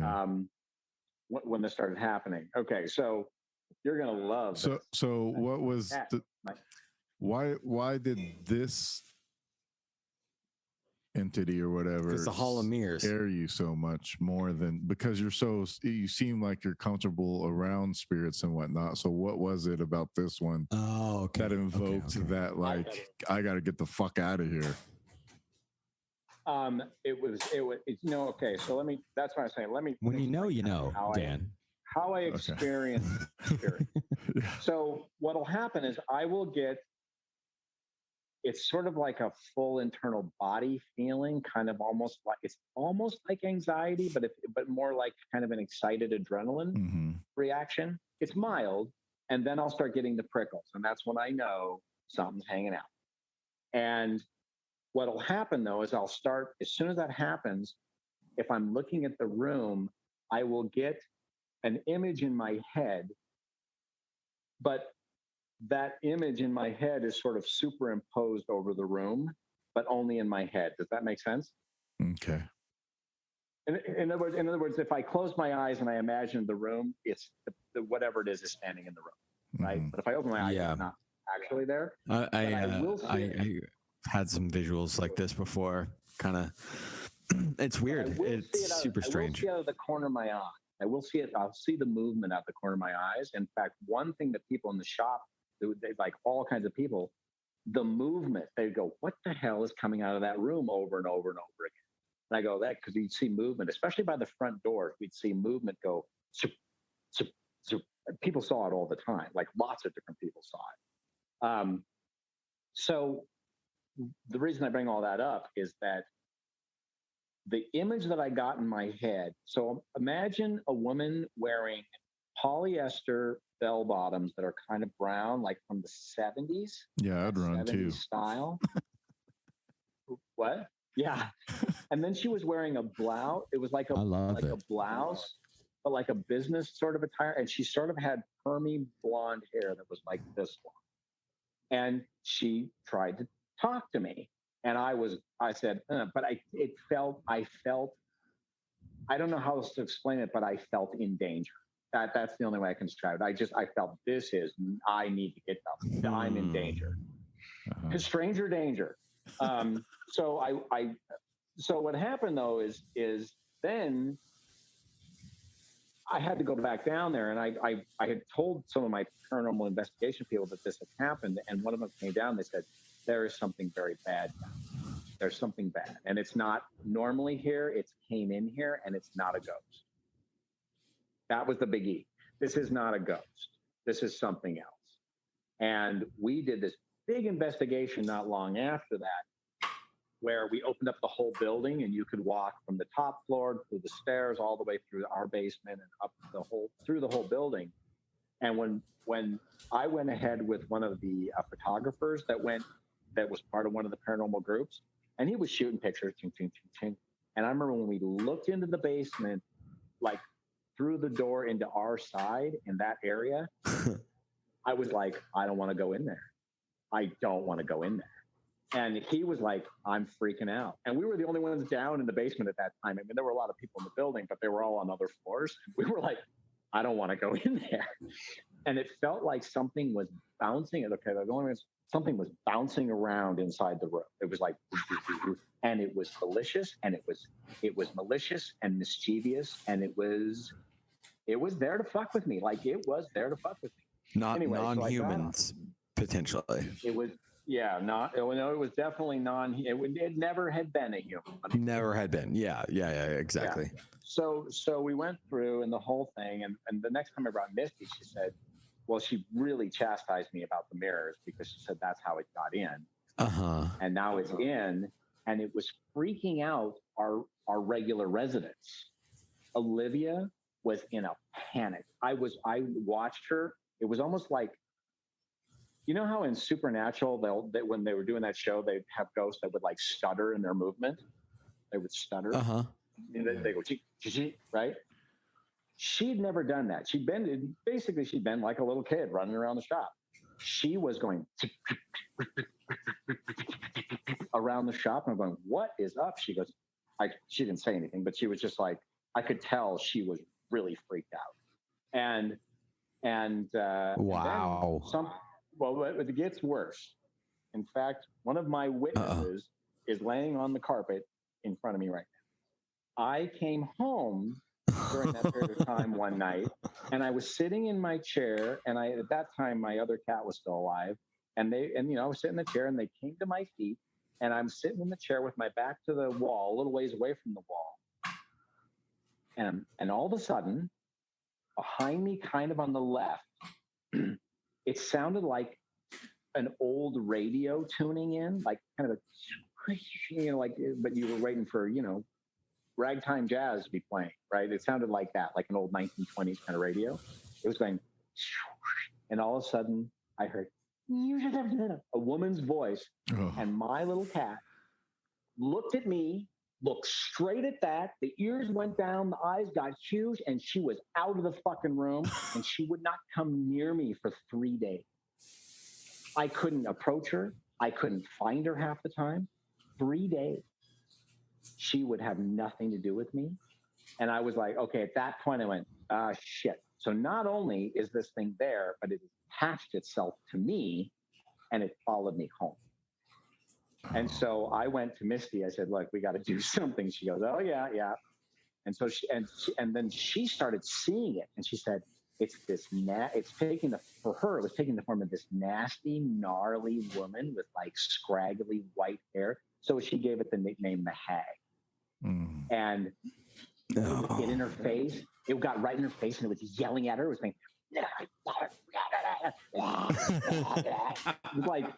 like she goes, God, just fuck off. She goes, I'm not scared of it, but it's really annoying.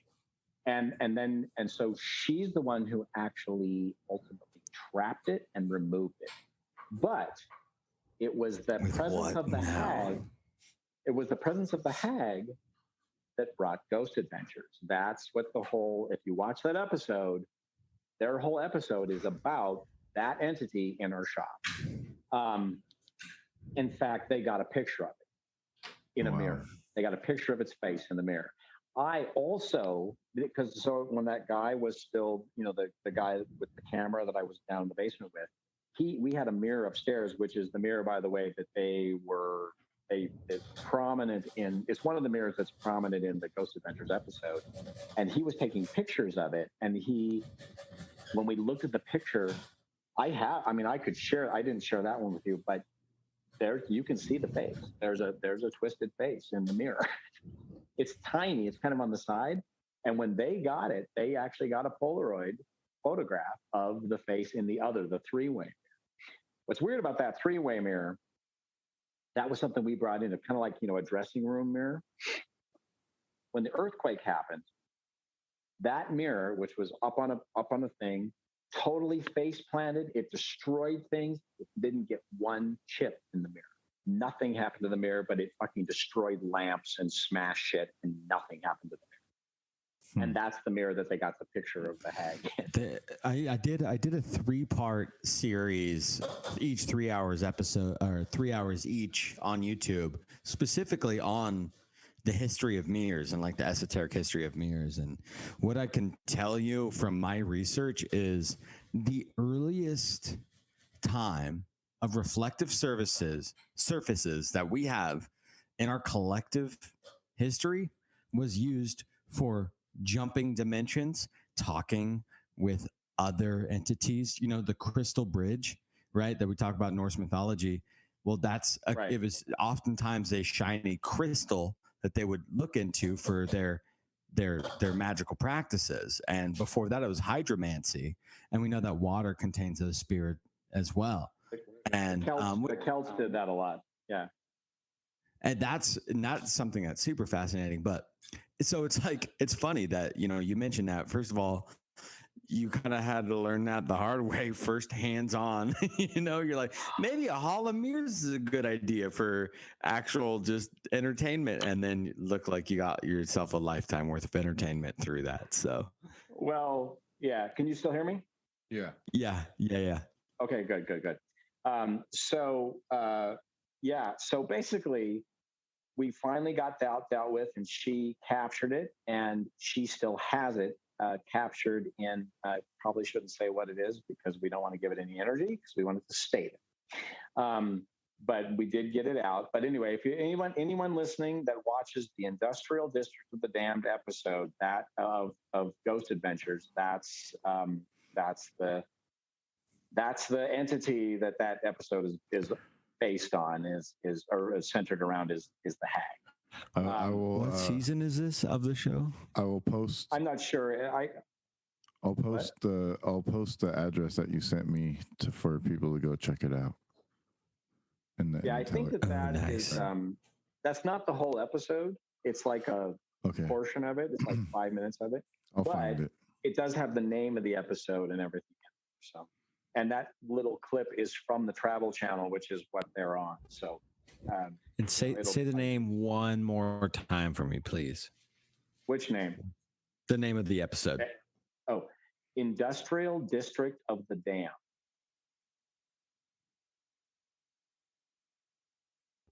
Got it. And I'm not going to go into it. I'm not going to go into it because I don't want to defame Zach and those guys. But there were liberties taken with the story in their episode. There are things that are put forward in that episode. Not their investigation things, but other things that were, I think, we'll say, embellished. How's that? I'm only want to say that not because I want to discredit them, but because I want our listeners to know that, those shows are entertainment. And so, but the thing, I know that the things that when they were actually doing the investigation in the dark, those things were legit. It was some of the backstory that I think was a little bit embellished. But anyway, but the long and the short of it is that Olivia, she was awesome. Like, and it wasn't just me. Carolyn, Carolyn knew. Carolyn could sense her. This is the one that walked through the space and almost passed out. She's also the artist that did the rendering of Olivia that you see there. That's the slightly less cartoony version. That's kind of the same art style as the Dark Man. Mm-hmm. That's all Carolyn. And then her son Alex did the other two. The two that Alex Bowie did the other two. But yeah, it was quite a ride being there, because I mean, I knew every morning when I walked in, there were times I'd come in and there were things like lying on the floor. We had one instance where there was this big project we were working on that had a mask, and as I was standing there, the mask literally leapt off of it onto the floor. So it was pretty active. And I remember, I have to tell you an interesting thing that happened. So I don't know if you know anything about the process of these shows when they do them, but they usually take over your space for about 3 days. And they have 2 camera teams that come in, one that does all the B-roll, goes down and does all the reenactments and different things that they use to sort of tell the story, right? And that team came in and I was helping them, and Zach and everybody I think they were already in Salt Lake, but they hadn't come to the location yet. This was still all the B-roll team, the second team. And there came a point when they don't want to, interfere. They don't want you to interfere, but I had to be on site because I was the site manager. So I had to be there. I just had to kind of, be inconspicuous. So I was just sitting down in our shop, and it'd been a lot of work, and I was kind of tired, and I'm just sitting, and I started kind of drifting, like starting to kind of almost dream, like my eyes were closed, like I was falling asleep. And I finally went, oh man, I was sitting up and I said, I'm just going to lay on one of the cutting tables and just kind of close my eye, you know, take 30 winks, just kind of rest for a minute because I knew it was going to be a long day. And I closed my eyes and I started seeing some of the most horrific shit I had ever seen in my life. I was just like, what the holy hell? This giant eyeball that was all bloody. And then there was this weird, like almost skeletal black skinned woman, not black, like, you know, African American, but black, like burned essence, spiritual. Yeah. And she had long arms and fingers and they were all kind of coming at me. And all of a sudden, Olivia popped in front of my view in that kind of state. And she said, don't look. And I went, oh, and I woke up. I said, oh shit. And I realized what was going on. The hag was the beachhead. She was bringing her friends. She was opening the door to bring other shit. And Olivia said, don't look, because looking acknowledges acknowledgement manifests. And certainly don't react. Like, don't have a fear response to it, because that just gives them power, right? You still there? Yeah. Okay. So anyway, that's kind of what that was. And it was so weird because Olivia, that's the other thing. Olivia was protecting. Oh, can you hear me? Mm-hmm. Yeah. But I bet it sounds different, right? Yeah. It does sound different. Okay, that's because my one earbud just ran out of power. It Hang on. actually sounds better. Classic. I do? Yeah, it actually sounded nice. Yeah. I sound nice. A little louder on Louder. Little louder on the vocals. Okay, well, I'll just keep going here then, because this is just talking into the mic. It has a nice echo to it too. We like echoes. Yeah.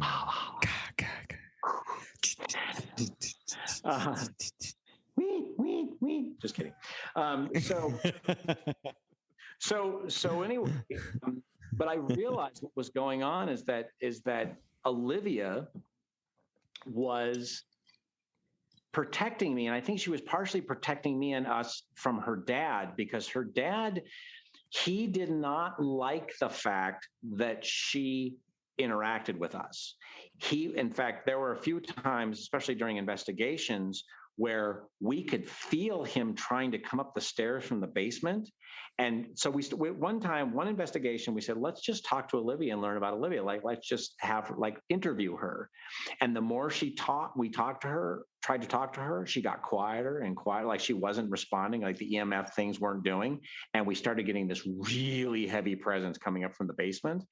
And it was like, oh, he doesn't like her talking to us. He's telling her she can't. He's like going, you stop. And then we'd like, okay, just let her go, let it go. And then he'd sort of retreat, but he would just keep standing, like Misty would see him standing at the top of the stairs from the basement. And he was really unpleasant. Like that photograph is what he feels like. Like, that's the presence. It's inky black. So what we're pretty sure about the other thing, the hag, is that it was, I use the term demon with great caution, because it was just a malevolent spirit of some kind. It was something that had come through and was just there and was enjoying piggybacking on me, apparently, motherfucker. But anyway, so what was my point? Oh, and then, okay, so let me tell you. So I've told you about Olivia. I've told you about her dad, a little bit about the hag. There were two other spirits that were regulars, semi-regulars. There was one that was upstairs, and what we got is his name was Johnny. He was about a 14-year-old boy. And this, like I said, this building was next to the railroad tracks, and it had lower like rolling doors, like barn doors that could open up so you could load things in and out of the train, right? So the tracks would stop. So there was a double door on the first floor, and there was a double door on the top floor. And I got very clearly this kid was wearing like a newsie cap, and he was sort of had overalls and sort of a an old workman's kind of pullover shirt. So, that put him in the 20s, 1920s, in that range, as far as the style of the clothing. And I was like, what are you doing here? And he was talking about this friend that he had. Like, we asked him, and he goes, oh, well, there was a girl that was a teenage girl that was kind of a bitch. And he liked her, and they were kind of the same age, but she was kind of in a different class than him. And they played together because I think they sort of both were there, but he was more like in the workman class, where she was more of a, what do you call it? Management, right? Administration. Mm-hmm. Anyway, so what we got from him is that she had dared him to jump from the open door onto the top of the train car that was outside the door. And he jumped, and he didn't quite make it, and he fell all the way to the ground, and he cracked open his head. And he didn't die there, but he lost consciousness there. He died later, but he lost consciousness there. So that's where his last memory was. And so he was kind of there. Wow. And he really, really was mad at her, because she didn't really care. Like, he was sort of in love with her, and she treated him kind of like shit. Teenage girls never do that.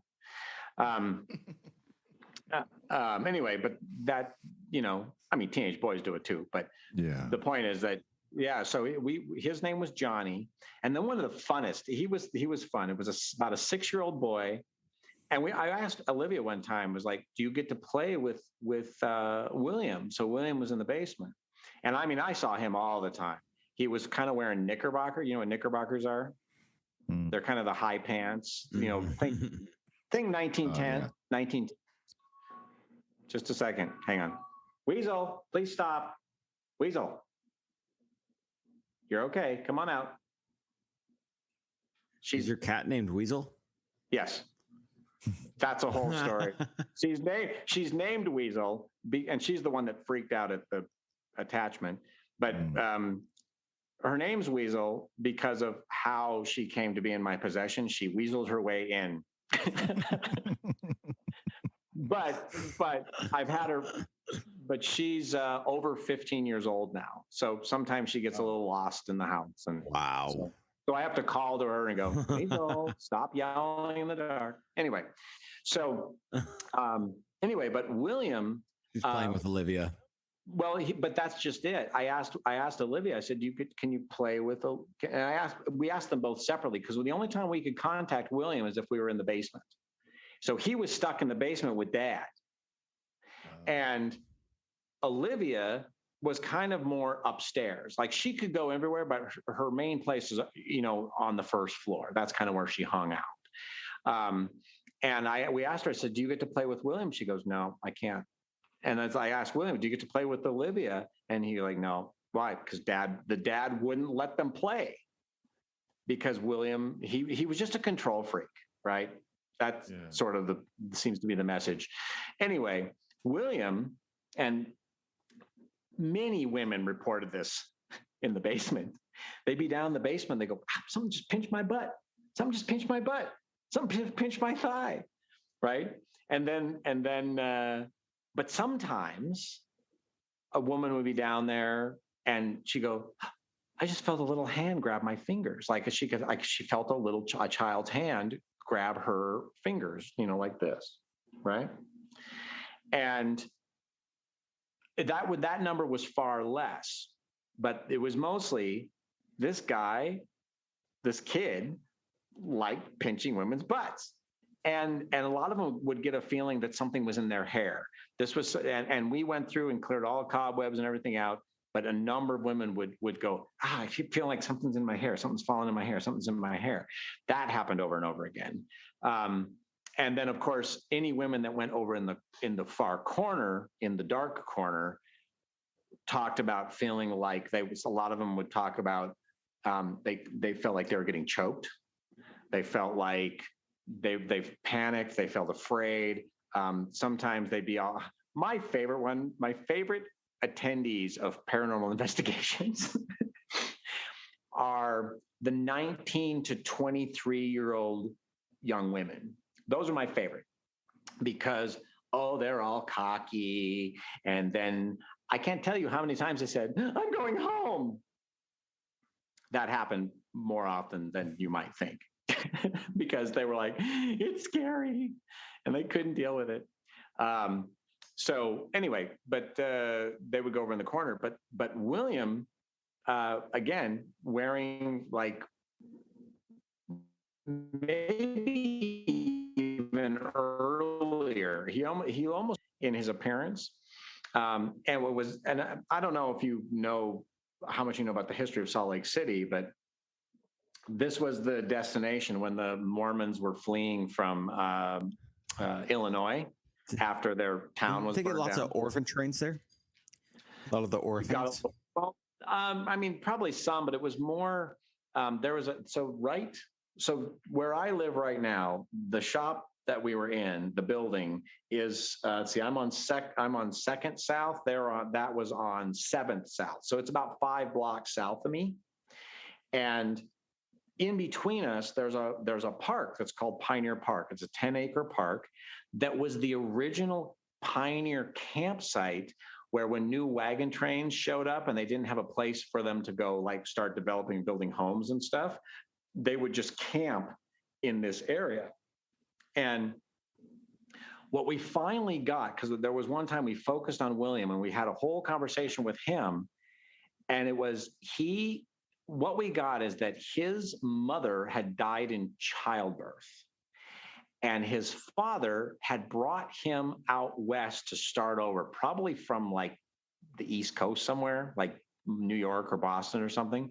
He'd come out to start anew, right, as a pioneer. And so he'd been camping in this pioneer camp. Now you realize this pioneer camp was mostly Mormons. That was, mostly who were coming out here because that's what Brigham Young was bringing out here.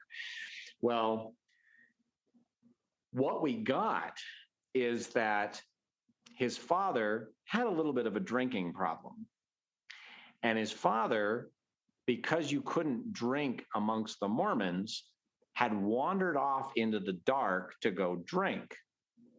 And he wandered off and down to about where our building eventually would be, but wasn't yet. And he basically died. And his son was then now an orphan. This is William, who was about 6. William went to find him and then froze to death. So the boy had actually died where the building eventually would be. It wasn't there.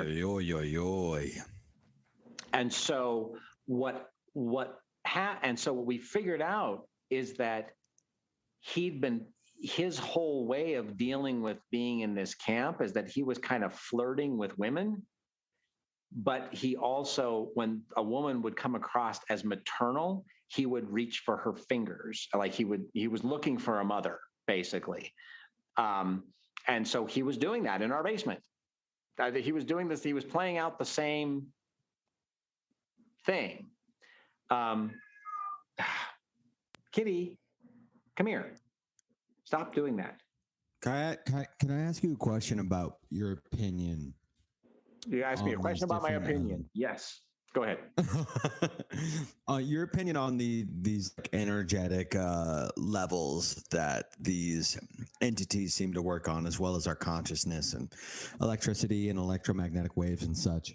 So, a common belief is that smoke, it plays a role in that material realm, especially sage smoke and like the spirit of the sage. And when you burn the body of the plant, you're almost creating the spirit as if you were taking and decimating the body of a human, right? Like the spirit leaves the body at that point. How do you view smoke and the spirit realm working together and these different like energetic wavelengths? Well, of course, the use of smoke for purification, spiritual purification, goes way back. If you think, go back to the Oracle of Delphi, which was the Oracle of Delphi was actually a person, but the literally temple, just dropped an entire 3-hour episode on that today nice with David Matheson. That's hilarious.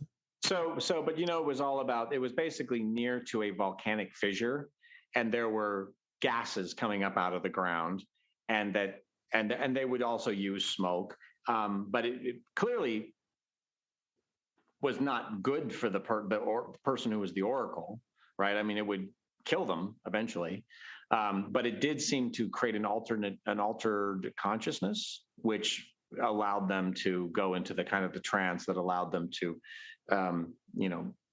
spew oracle, as it were, because that's what you do, oracle vomit, as it. Anyway, but Don't I know it? But the thing is about smoke, I feel like it can be a pathway for things to follow. Meaning, what I mean by that is if I mean, there are old traditions. You write a spell on a piece of papyrus or on something, and then you burn it, and that sends it. That makes it mobile. It transmutes it into a form that the powers that be, whatever they happen to be, can interpret, and you can engage with the spirit world that way. I think even in Abrahamic traditions, the burnt offering, the burning of the lamb, the burning of the ram, that sort of thing. Oracle of Delphi again, but also even Beltane celebrations where they had the twin bonfires and they would put herbs and things in there, or the Wicker Man is another good example. So there is this connection. And it's interesting that this is a little bit. Do you remember me telling you a story about the thing that happened when I was 2 in my bedroom, and then my mom was present and then remembered it later? When I told the story in her kitchen, I said, okay, so something else happened almost immediately after she'd said that I've told maybe 2 people about. Now I'm going to tell a whole bunch of people about it. I had this moment. So right after she'd said that, and it's related to your question, Roman. The sun was coming through. There was no incense or anything burning in her house, and I moved my hand and I pulled my hand back, kind of like this, and I literally saw a gossamer smoke thread at the end of my fingertip. For just a second, it was like, and I was like, "What?" I saw it physically in front of me. And the reason I bring that up is that I wonder, just to address your question, I wonder if it's almost like the threads of the weird. It's just that they resemble smoke. And so people made that connection between smoke, like physical, actual smoke, and that transient property of looking into and looking between and seeing the threads of the weird, right? So I think it's interesting that the letters say a lot. Like what letter does that word start with? And you might be able to find commonalities between them. And you have smoke, smolder, and these things that kind of have the same letter, serpentine energy, and it's almost like it moves like smoke. Maybe we can describe it as smoke. Smoke comes through and is an interpretation of that spirit level. That's a trip, man. That'll trip me out. I'm gonna have to sip on that for a bit. And there's another side to it, and that the word weird, because we say weird, that's wrong. That's not how you pronounce it. It's weird. Well, weird is related to wind, which is wind, and wind, So wind and wind and weird are related words. So kind of in that. So just taking it back to your smoke question. Ooh, I like that. I like that. So I think there is a connection between this, and there's also, just to expand it a little bit, we also know that, what is it, walking into the mist, if you walk into fog, which is just kind of an expanded version of smoke, right? Like as far as an aesthetic, and often it's where when the mist is on the moor, right? There's another word, mist, right? When the mist is on the moor, things travel. That's when they said they saw it. People would see will-o'-the-wisps and jack-o'-lanterns, and will-o'-wisp with a jack-o'-lantern is an interpretation of the will-o'-the-wisp, right? Things Will-o'-wisp go missing in the mist. Well, and there were lights. There'd be lights in the mist over the moors. Wow, okay, whoo, yeah, okay, chill. My whole butt and legs just like lit the fuck up. Okay, sorry. What I mean by that is I got the goose pimples all over. Yeah, people. Oh, that's so. I want to go back. I've got the goose skin. Yes, I got the goose flesh. So one of the things that also happened, because after I had that experience when I was in the basement, when I had to leave because whatever was behind me freaked me out, I brought one of the paranormal groups down there. So I said, I want you guys to check it out down here, and maybe we should do an investigation down here because this thing. Well, when I was down there, this whole group didn't know about my whole sort of experiencer story, the whole contact story. And so I was just telling them the story, especially when I was 9, that part. I was telling them the story, and we were down there, and we had some racks of costumes and things down there. And man, you could hear things moving in the costumes. You could hear shit moving in the dark, in the distance. That we were surrounded by activity. The more I told that story, and the more active it got, and they were like going, "Yeah." And all of a sudden, like one of the more sensitive of that group went, "I think we need to stop talking about this," because it was getting intense in the basement this is at the old shop. And so I do know one thing, and if I'm honest, okay, well, if I'm honest, I think sometimes things know that I can experience them, and when things know that you can experience them, they want to interact with you. Those people, all the blinder people that never can see anything, they never experience anything.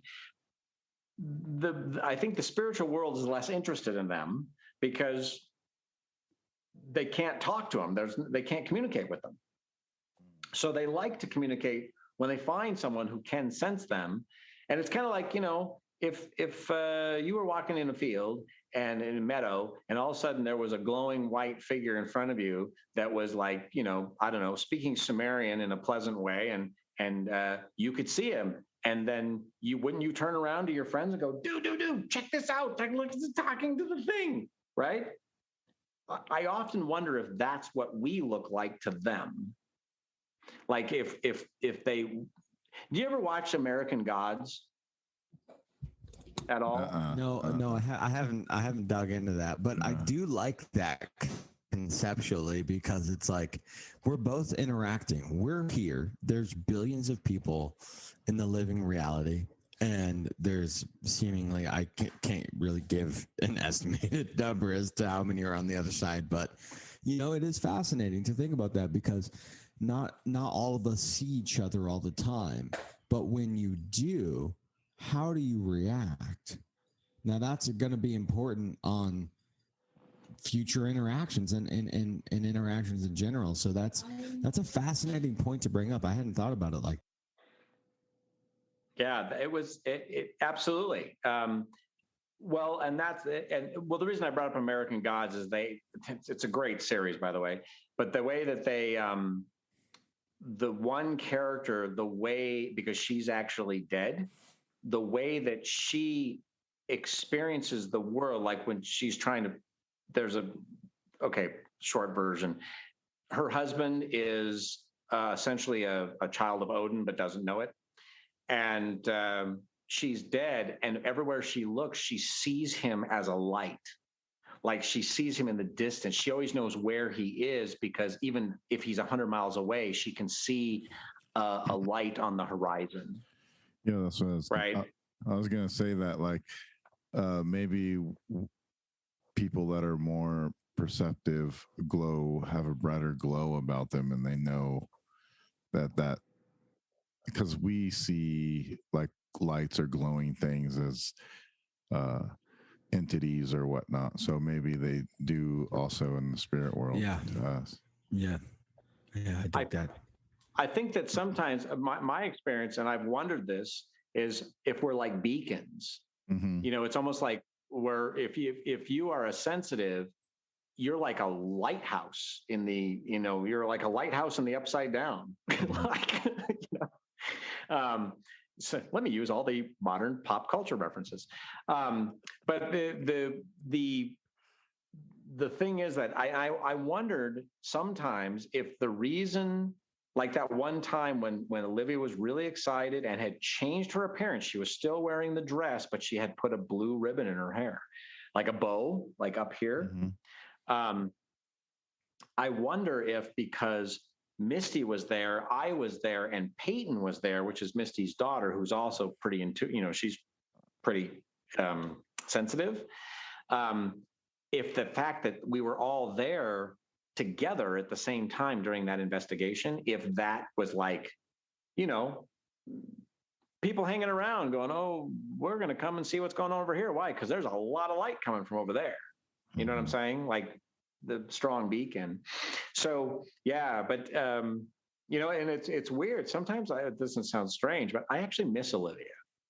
Like I miss her because we got to be pals. You know, I knew she was there and she would run around, and I knew when she liked something. In fact, I had this really strange, who was it? It was, I kept getting this flash of a doll, and it was a doll that was like handmade, but it was the kind of handmade doll they would have made, you know, out of fabric during the Depression. And it was like, oh, we need to find her. She wants a doll. And I was at the dollar store, I think, doing something. And I asked Misty, I said, I feel like I should get her something, you know, to say thank you, because she was always really helpful. I said, I should get her something. And I said, what should he get? And they go, well, she really, whenever Misty would think about her, she kept seeing jacks. You know what jacks are? You know the game jacks? Mm-hmm. Oh, OG. Yeah, jacks are the OGs. Exactly, but you know the metal jacks that, you know, and she was interested in jacks, but she also really liked marbles. Like she kept putting images of jacks and marbles. So we actually went out and got some glass marbles to put in the shop just to have there for her to play with if she wanted to play with them, right? We also got her some ping pong balls and other things to have around. But because I wanted to be, oh yeah, this is awesome. So the person who took the picture of the ghost, she kind of likes antique stuff, and she was at an antique mall and she saw this old, you know what a composite doll is? So no. Found in the late 1800s, turn of the century, even up into the 30s, they would make dolls out of essentially sawdust and other things they had that they would press into a mold and then paint like the arms and things. So they would look like a hard doll, and they were the kind of baby dolls that their eyes would open and close, that kind. So she'd found this doll that was in a fairly, somewhat of a state of decomposition. It had sort of, you know, it was because they're basically made out of wood pulp. And she brought it to the shop to give to it. It was a gift for Olivia. And here's the weird part, though.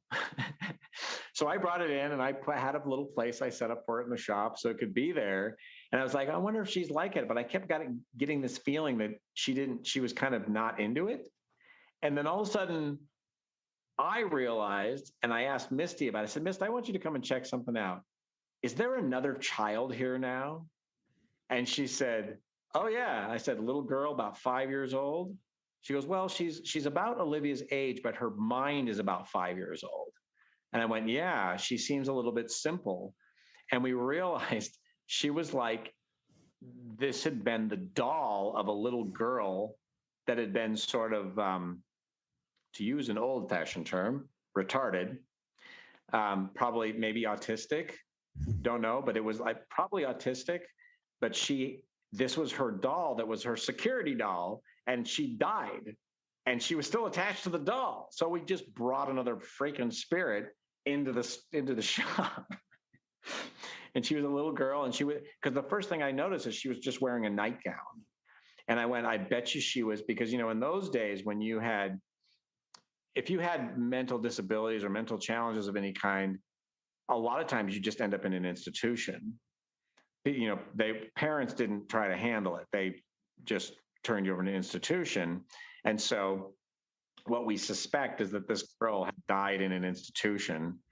And that, you know how it is with there's this thing with autistic kids where they need anchors. They need a thing that's like a safe thing, and we think that that's what that doll was. It was sort of like her emotional support doll. But ultimately, I was like, yeah, I'm going to give this doll back to you. Why? Because we don't need another spirit in here. We got plenty. We're well stocked. Working with hundreds here. Yeah. And understand, I'm just telling you the stories about that shop. I have had a lot of other experiences in my life besides the ones I've already told you about with spirits. There was one.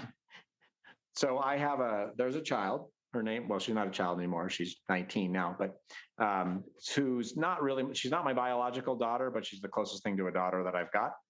And when she was about 2, she didn't want to go to sleep because I was sort of her father figure from the time she was about 1 till she was about 6. And we're still in contact now, but she kind of lived with me.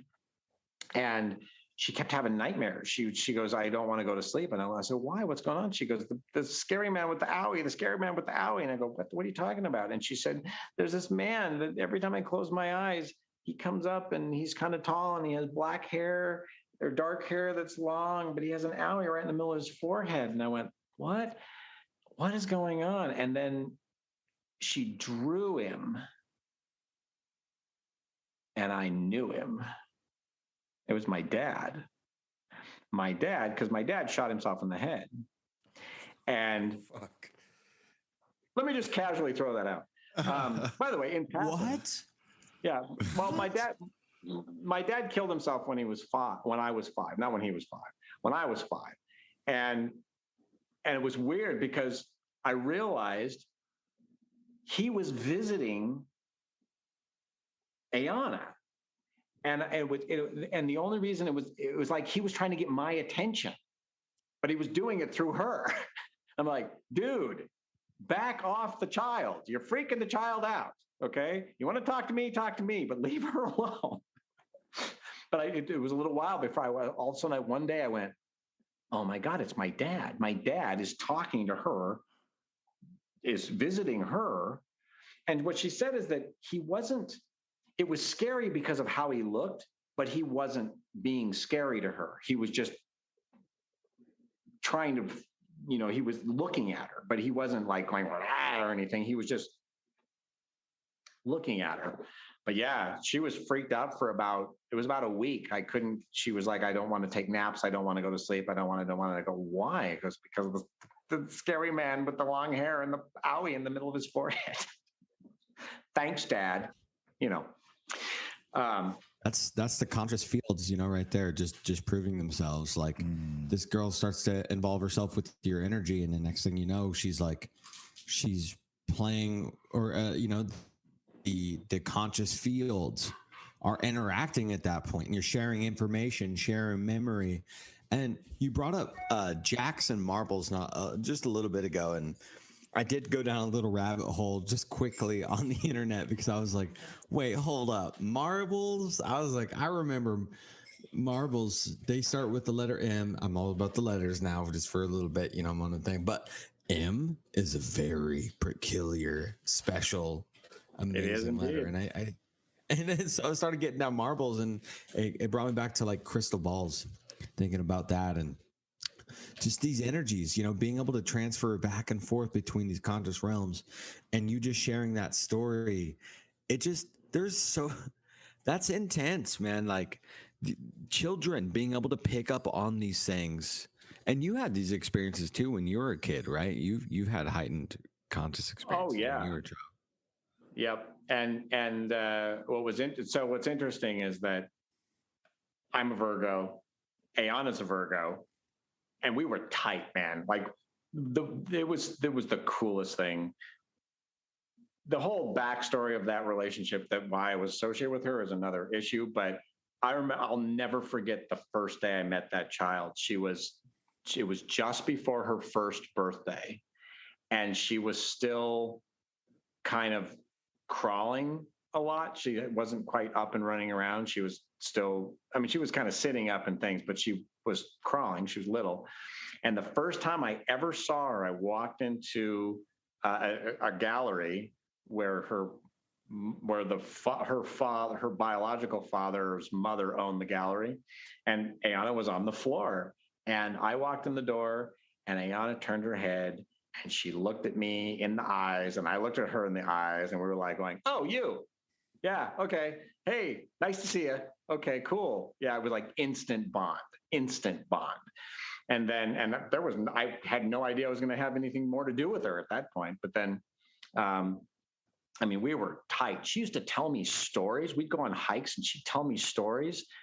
As a 3-year-old, she was telling me elaborate, complicated, emotionally gut-wrenching stories about this woman who had a child named Gata, and Gata, there was this stone that the mother was trapped in, and Gata was sad, and it was this incredibly complex mythology that she would expand on every time we'd go on another hike. She would expand on the story. And did you also help a little bit with her bringing these stories up, or did they come up naturally? Because I like to do that with younger kids. I'll try to get them to be as creative as possible and just be like, okay, so tell me about a dream that you had. And then they start going, and you're just like, what are you saying right now, you crazy little kid? I love kids, man. They're so funny. Well, that's the part that was weird, is it was 100% unprompted. She'd go, well, it's like, but she talked about. She do the little sigh. Oh yeah, and it's funny. She got morose. She'd be walking. I look over, and she was just like, her face was low, and it was a tragic story. And she would tell me more about how the lightning had trapped the mom in this stone, and that Gata carried the stone, and she wanted, she was trying to. It was all fairies, and I'm like, wow. Where are you coming up with this shit? Like, because I knew what movies she was watching. I knew what things she was around. I will tell you this, though. When she was about 2.5, you know what her favorite movie was that she literally watched over and over and over again? Dark Crystal. No, Two Towers. The extended edition of Two Towers.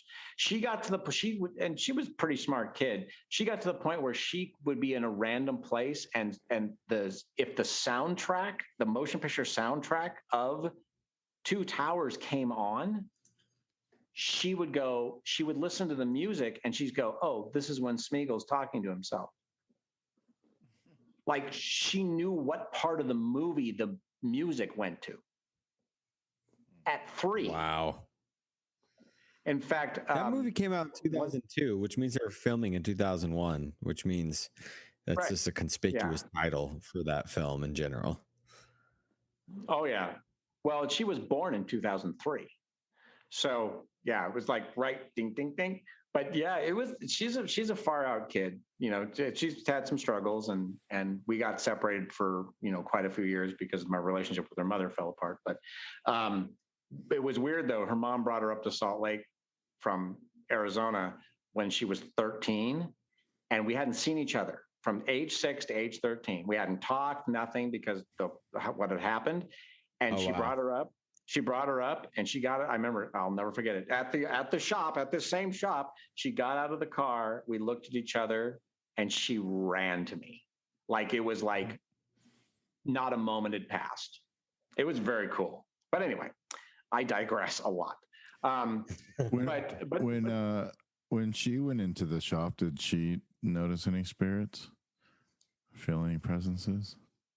So she didn't there, but there was a weird thing that happened so one of the things, I don't know if you know this about Utah and the LDS community, they are super into haunts. They love haunts. They're crazy fun. We have five permanent haunts that open up every year here. In fact, there's one called the Fear Factory that's won like international awards. It's like level of insanity about scary stuff. I think every haunt here makes between $1 and $3 million every September to October. Holy crap! And there are about 5 of them. But there's one. So there's a town west of here called Tooele, which, if you look on the map, looks like Thule, but it's Tooele. Don't ask me. Anyway, there was a guy that I know that bought an old mental hospital called Asylum. It was called Asylum, the mental asylum, but he calls it Asylum 49.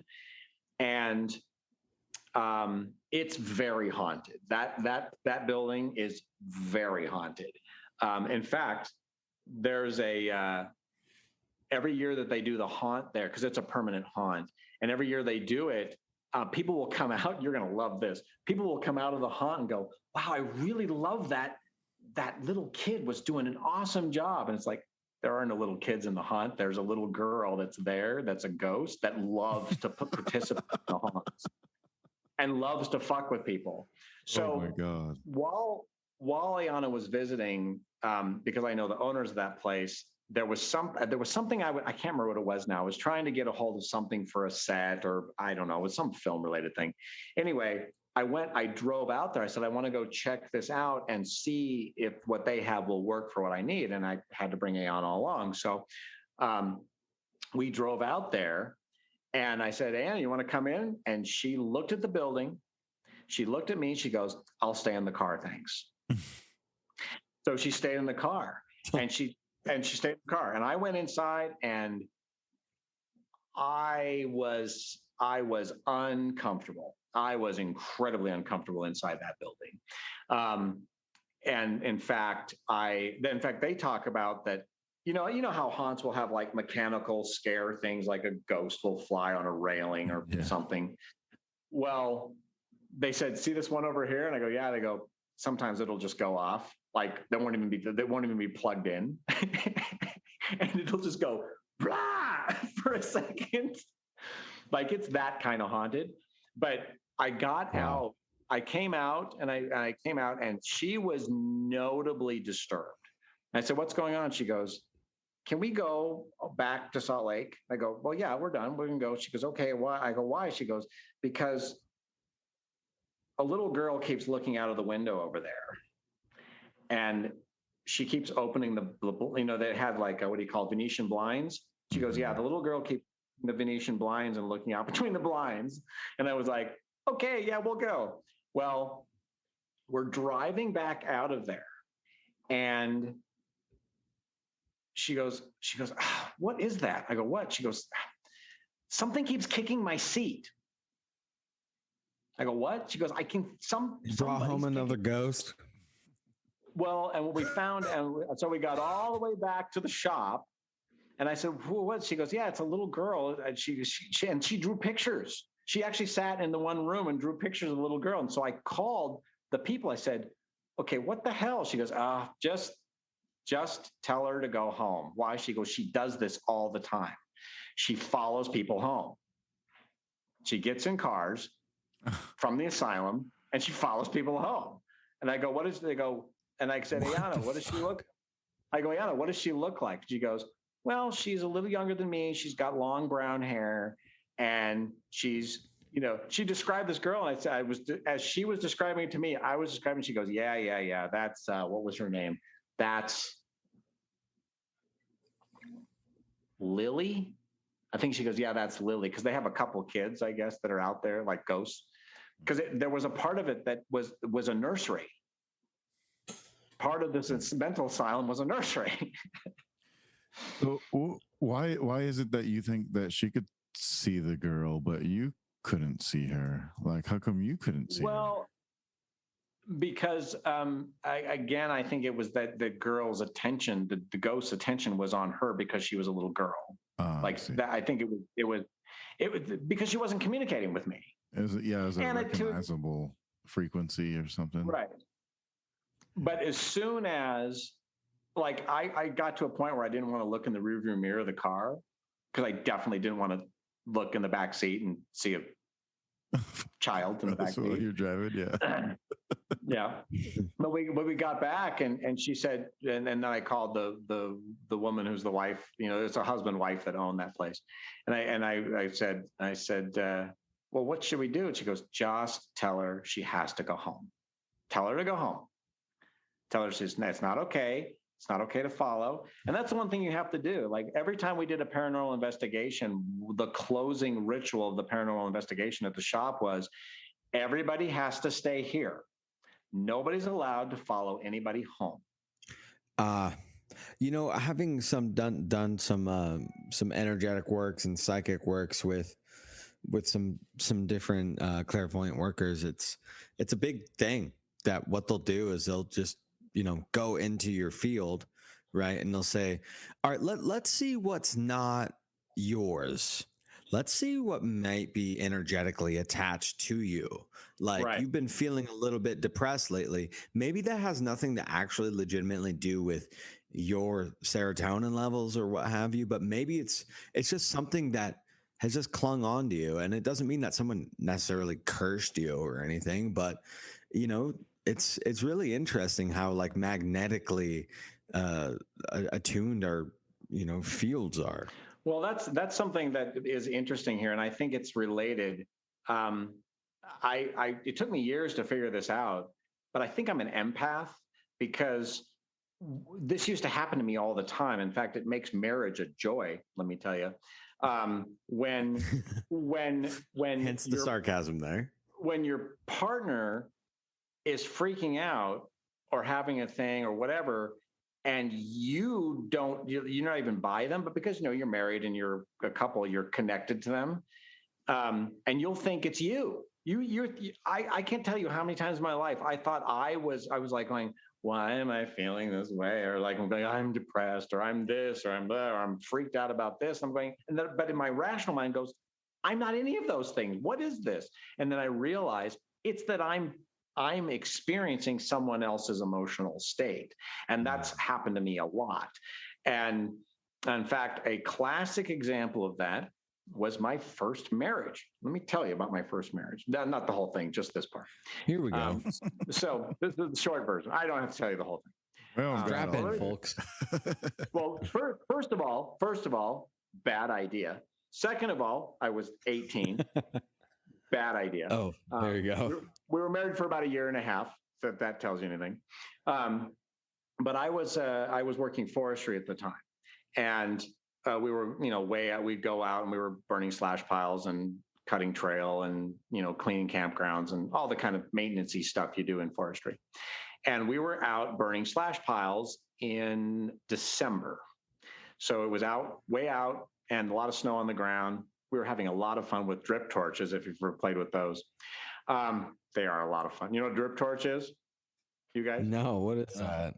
So it's like basically an aluminum canister that's about the size of a cooler that's filled with a mixture of gasoline and diesel. And then it has a nozzle spout on it that has a flame that's burning, and you walk around and just tip it over and pour fire onto things. What? It was good times. Because you're out doing, burning slash piles just left over from logging, right? So we'd be lighting up, because that's the time of year you can burn because there's snow on the ground, so you won't start forest fires. Anyway, so we were out doing that, I remember we were probably about 50 miles from town, and I lived in town with my first ex-wife. And we were about 50 miles from town. We were doing that, and it was starting to get late in the day, beyond golden hour. The sun was going down. And I just had a moment where I turned and I looked out, and it was kind of a high place in the woods, but you could sort of see the valleys kind of going away from you toward the horizon in the west. And I was out there, and all of a sudden, this horrible feeling of dread just washed over me. Like, it was like my heart was breaking. I felt it in the pit of my stomach. It was terrible. And it was like forlorn. And I was like, and I literally at the time went, something really bad is happening right now.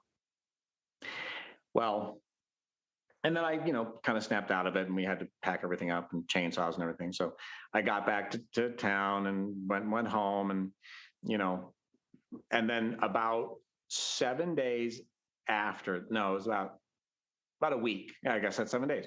So about a week after that, my wife goes, like, I'm getting ready to go to work and to go out again. And she worked at a radio station. She worked at the radio station. And she goes, I have to tell you something. I was like, what? She goes, I slept with John. John was her co-host in the front seat of his truck at the radio station. And I was like, the bottom fell out of my soul, right? Because it was just like so horrible. And I was like, and I went, when? And it was right then. It turned out it was right when I had that feeling. So it was the point is about empathy. Like, I was so tuned into her that when she did that, I knew it instantly, but I didn't know what it was. I just knew it was bad. Right. And she told me that 5 days before Christmas. It was good times. And then by January, I'd been kicked out of the house. Good times. I had a similar kind of experience, in the sense that, like, one night I was dating this terrible, terrible woman, which yet again was also like your experience. Oh, wait, your name. A waste of full name and address. No, I cannot. I don't even want to say her name. But anyways, no names. I'm just kidding. No names. I had to go away. I had to go to Oregon to go work for the summer, and we were trying this long distance thing out, and I'm like the type of guy where it's like, I don't really care. Like, you can just, if we're away and like you really need the urge to sleep with somebody, I actually don't really mind, as long as you would tell me about it, because it's like, hey, I'm not going to see you for a few months, and we're hundreds of miles away from each other. Like, if you need that physical thing done, I can't do it. It's not something I'm going to trip on. But if I know that there's a nefarious intention behind it and the lying will go down, that's what urges me. And one night I was sleeping and I woke up, and it was just not only a mix of like a strange nightmare, but also like a literal knot in my stomach that night. And I woke up and I it's hard to go back to sleep, but I did. And it was ever since that night that it wasn't until I went back to, because she was in Hawaii and I was in Oregon. When I went back to the island, I thus had to find out, the hard way. And I traced back the time. And just like you, it was like, oh my God, I think it was that fucking night where I had a curdling knot in my stomach, knowing that something was happening energetically. Yep. Like, how wild is that shit? Well, man, it's wild, and it fucking sucks. You gotta be careful who you out here sleeping with, man. I think that's a good rule of thumb across the board, whether you're an empath or not. So that was and the reason I brought that story up is that I think that ties into why it's something about my wiring that I have this ability to perceive. I will tell you something kind of interesting that's been happening during this current conversation. My cat is right there, and we both keep hearing noises in the back of the house. Like little things. Dan was looking like he was hearing some shit in his room. Yeah, I was hearing some shit. It sounded like it was coming from outside. So. Wait a minute. I was going to ask you. I heard that too. Did you? Yeah, I didn't want to say anything. I couldn't figure out if it was here or if it was like Roman, because I can't see Roman. He has his picture off, so I can't see if there's like background stuff going on there. So I just kept going, is it fucking here or is it Roman and he has his mic on? In the middle of the conversation, I saw Dan looking out. You looked like you were looking out your window or something, and you had your headphone off, and I was like, is he having any experience as we're speaking, or what's happening here? Well, see, I was wondering wondering the same thing. The noise that I heard, I like felt though too. You know what I mean? It didn't sound like something that was inside the speaker. It felt y'all are holding out on me. I was feeling it on the outside, like the vibration. So I was like, "What the fuck's going on?" That's why I took the headphone off, because I was trying to hear if I could hear something around me, but I couldn't. So I don't know what it was. Welcome to my world. But here's the thing. It's interesting. I'm not surprised at all, because even though you're where you are, Roman, you're where you are, I'm here. We're still in a conjoined energetic space right now. Yeah. And this is the shit. Absolutely. Yes. All the time. Right? Well, I mean, when you listen to scary stuff though, too, you get kind of spooked, and then anything you hear is like, oh, what the fuck's going on? And especially because I'm sitting here in the fucking dark too. Trying and fucking listening. So how often do people sit in the dark? I really recommend that anybody listening to this episode spend some more time in the dark. Maybe just go outside and just stand in the dark and see what happens. If you don't do that often, we need to do that more. Like we need to at least notice our observations in the dark. I think through some of the conversations that we've had recently with mythology and consciousness and whatnot, I've been thinking like there's a lot of like babies born in caves, and I'm wondering if maybe like that's like a story about maybe coming out of the darkness because you have ascended your consciousness, because going into like the dark cavern is kind of like what's that thing called? Sensory deprivation. And so you're losing all your other senses, and you're in the dark alone with yourself. And you have two options: go up or go down. So I think maybe that the cave symbolism is like a sign of, or a story myth of that ascension process that happens after you've been in the dark. Because I heard somebody, I can't remember where, but they're talking about dreams, and it's kind of like when you go to bed at night, you turn all the lights off and you're alone in bed or with somebody else, and you're thinking, and then that's when your dream process happens. And all your senses, because all your senses are gone and you're in the dark. So it's very interesting that the darkness plays a part in that kind of having illusions or hallucinations, or these deep type of dreams, or what's that other word for like the cognitive sleep? I can't Paranormal? No, the cognitive sleep. Lucid dreaming. Lucid dreaming. Yeah, that type of thing. Yeah. Which is always enhanced through magnetics too. Yeah, in the electromagnetic areas. Yeah. I was wondering that, when Hraefn was talking about when you were talking about the ceremonies, right? Like you guys would have a closing ceremony to make sure that nobody got entities attached to themselves. But do you think, or have you experienced this, like when you dream, there's that little bit of time between when you're actually woken up, you're coming out of the darkness, that cave symbolism, kind of like what Dan was talking about, when you're waking up every day, where something from your dream, are you opening up a portal or a realm at this point that something could attach itself to you in that time space? And if so, do you have any stories about that at all?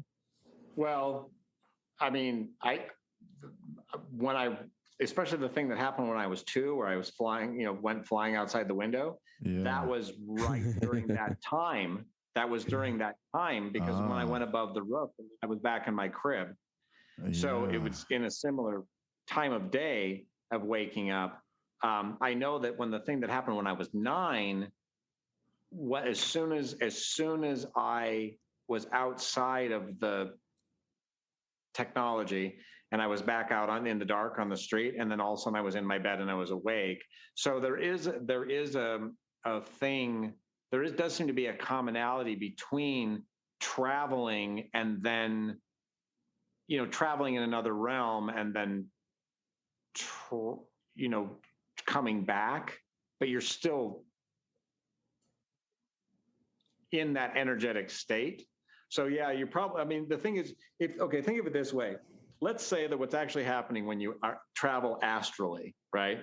Let's say what's actually happening is you're transcending a membrane from this reality into another one, but they're coexistent realities, okay? So all that's happening is you're experiencing another reality that's right here all the time anyway. It's just that you can't experience it because you're locked into this corporeal material thing that is energetically tuned to this plane of existence. But your essence can when you're asleep, when your body, it's not you're asleep. I don't think we're ever asleep. I think our body is asleep, but we're not. That's it, man. I love that. Yeah. I don't think we're ever asleep. I think that our body, the physical material, corpse, has to go through kind of a cleansing and rejuvenation cycle, recharge cycle. But we're just like going, okay, cool. Well, we're sitting reading the book, kind of, while that's happening, like listening to the Muzak in the Beetlejuice waiting room. Oh my God. Yes. Beetlejuice did it so right. I love that. Thank you. By the way, one of my very best friends actually worked on that film. Oh yeah.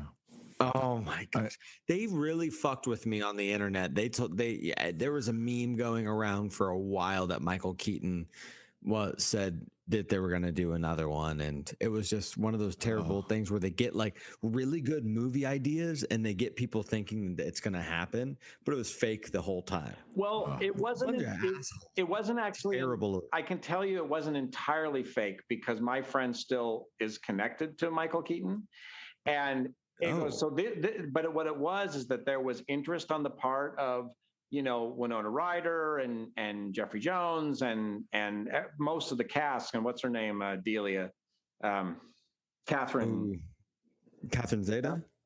No, that played Delia Dietz in the original movie. Anyway, but there was interest from the cast, and there were conversations about it, but Tim wasn't so down. Tim Burton wasn't with it. But Tim's terrible now anyways. Well, yeah, but for a lot of reasons. But my point is, though, that was an attempt, that was a campaign to try to push him over the edge, to actually do it. Okay. And it's just that it didn't manifest it. Gel. Yeah. But just to give you a close in tight moment. So my friend was part of the team that built the carousel hat. Whoa. The carousel, the creepy Beetlejuice guy, and that whole scene where the carousel hat was there and he's wearing the striped thing and his hands become the big hammers. Yeah. My friend was like right in the engineering of that, and they made the Beetlejuice business cards, Yeah. the ones that Beetlejuice gives out, right? Yeah. Yeah, they made 6 of those for the movie, and Michael Keaton had one of them that he used for the scene where he hands them the card. Michael Keaton gave my friend that one. So the one my friend has is the one that's in the movie. Sweet. But anyway, he worked on a lot of other stuff too. He was in Hollywood from 1980 to the mid to late 90s. So he worked on everything. Be it Blade Runner, he worked on Blade Runner. Damn. So, I had a good, very good friend of mine. Anyway, I had 2 more questions. Please, yes. I had 2 more questions before we curtail. Curtail this. One was what was the daughter's name? Ariana? Aliana? It's Ayana. And it's a Navajo word that means, I think it means desert bloom. Okay. Something like that. Do you think that she was like a kindred spirit or an old spirit took her body, and that's why she was able to recall like this story so well? Like maybe like it wasn't just a story, that it was actually something that happened from a past life that she was recounting. She had memory of. I wouldn't be surprised. I would love to hear what she thought about that. Yeah, I'd love her to answer that question. But the one thing I know about her is that, and it was very strange because even though we both recognized that from a biological perspective, I was not her dad and she was not my daughter, that was almost weird to us that wasn't the case, because we're so much alike. Like people would see us out in public and go, "Oh, your daughter." I'm going, "She's not really my daughter." And she goes, "I'm not really a daughter." But we look alike. Like it's bizarre. And I think that we probably are kindred spirits. This is old karma. In fact, we used to give her mom a really hard time because her mom's an Aquarius. So it's like going, yes, we go, yes, but the Virgos have it right. Okay. Yeah, it kind of felt that way when you said you first saw her and you looked at her. You guys both looked at each other and went, "Oh, you, okay, what's up?" It's like, and we know each other from before or something. Her biological father hates me, like would stab me in the eye. Hatred. Yeah, that's pretty normal for the relationships. Yes. But anyway, but yeah, so what's the other question? And then, my other question was, you had mentioned that she had saw your father. I was curious if you had seen your father before, or talked to him, or had conversations with him, and did he appear the same to you? He's never appeared with the ouchie. There are definitely times when I know he's around because of that. Like, I've kind of gotten to a place, because I used to be really upset with him because he made my life extraordinarily difficult by making that choice. Yeah. But hang on, just bear with me 1 second. Remind me, I got a flash, I think related to one of the two of you, and I want to address that in a second. I'm trying to see if he's here now. I kind of get the sense that, he's standing over there right now. listening. There's some other folks here. I did, I don't know if you noticed, there was a moment here when you were talking and I just sort of closed my eyes and I just kind of sat here with my eyes closed because I was like, You have okay, glasses who have we on. attracted? You have glasses on, Well, Raven. they're down. I mean, those are my eyes. That's if they're up. They've been like this the whole time. But the point is that I kind of closed my eyes because I was like, okay, so who's been invited to the party in my house? Who do I have to tell to go home? And when I closed my eyes, a very interesting thing happened with you, Dan. I don't know what this is about, but you had tall, pointy pine trees all around you, like you were moving through them, like you were traveling down a road or something. Like that was very, very clear. And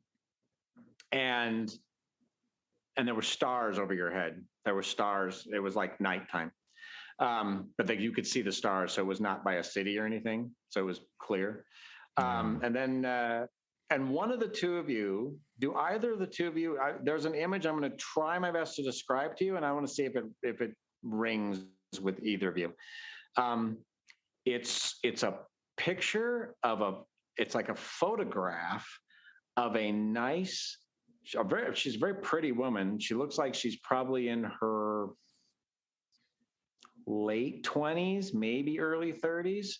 And it's kind of a profile. So her face is sort of turned like this, and there's hair, and her hair is longer. It's probably blonde, and it kind of comes down here.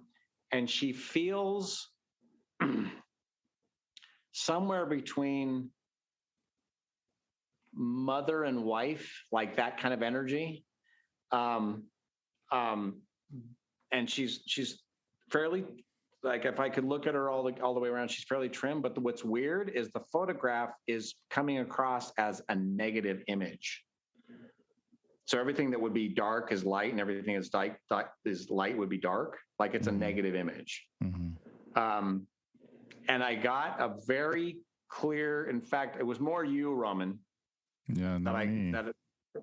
That it felt like it was associated with, but it was almost like something you looked at. It almost looks like an after image. Like, did you look at an ad in a magazine or like a billboard when something significant was going on? Or is this? I'm looking at a painting right now of a woman that is naked. I mean, no, we have a piece of art on our wall. I was wondering why the camera was jiggling. No. I mean, I can turn my camera on really quick and show you this piece of art that's in our house. Yeah, it's been here. Oh, give me 1 second here. I'm gonna do this so I can actually see it.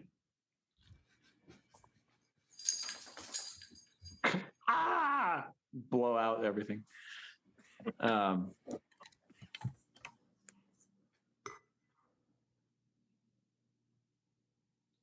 You can't get closer to it than that?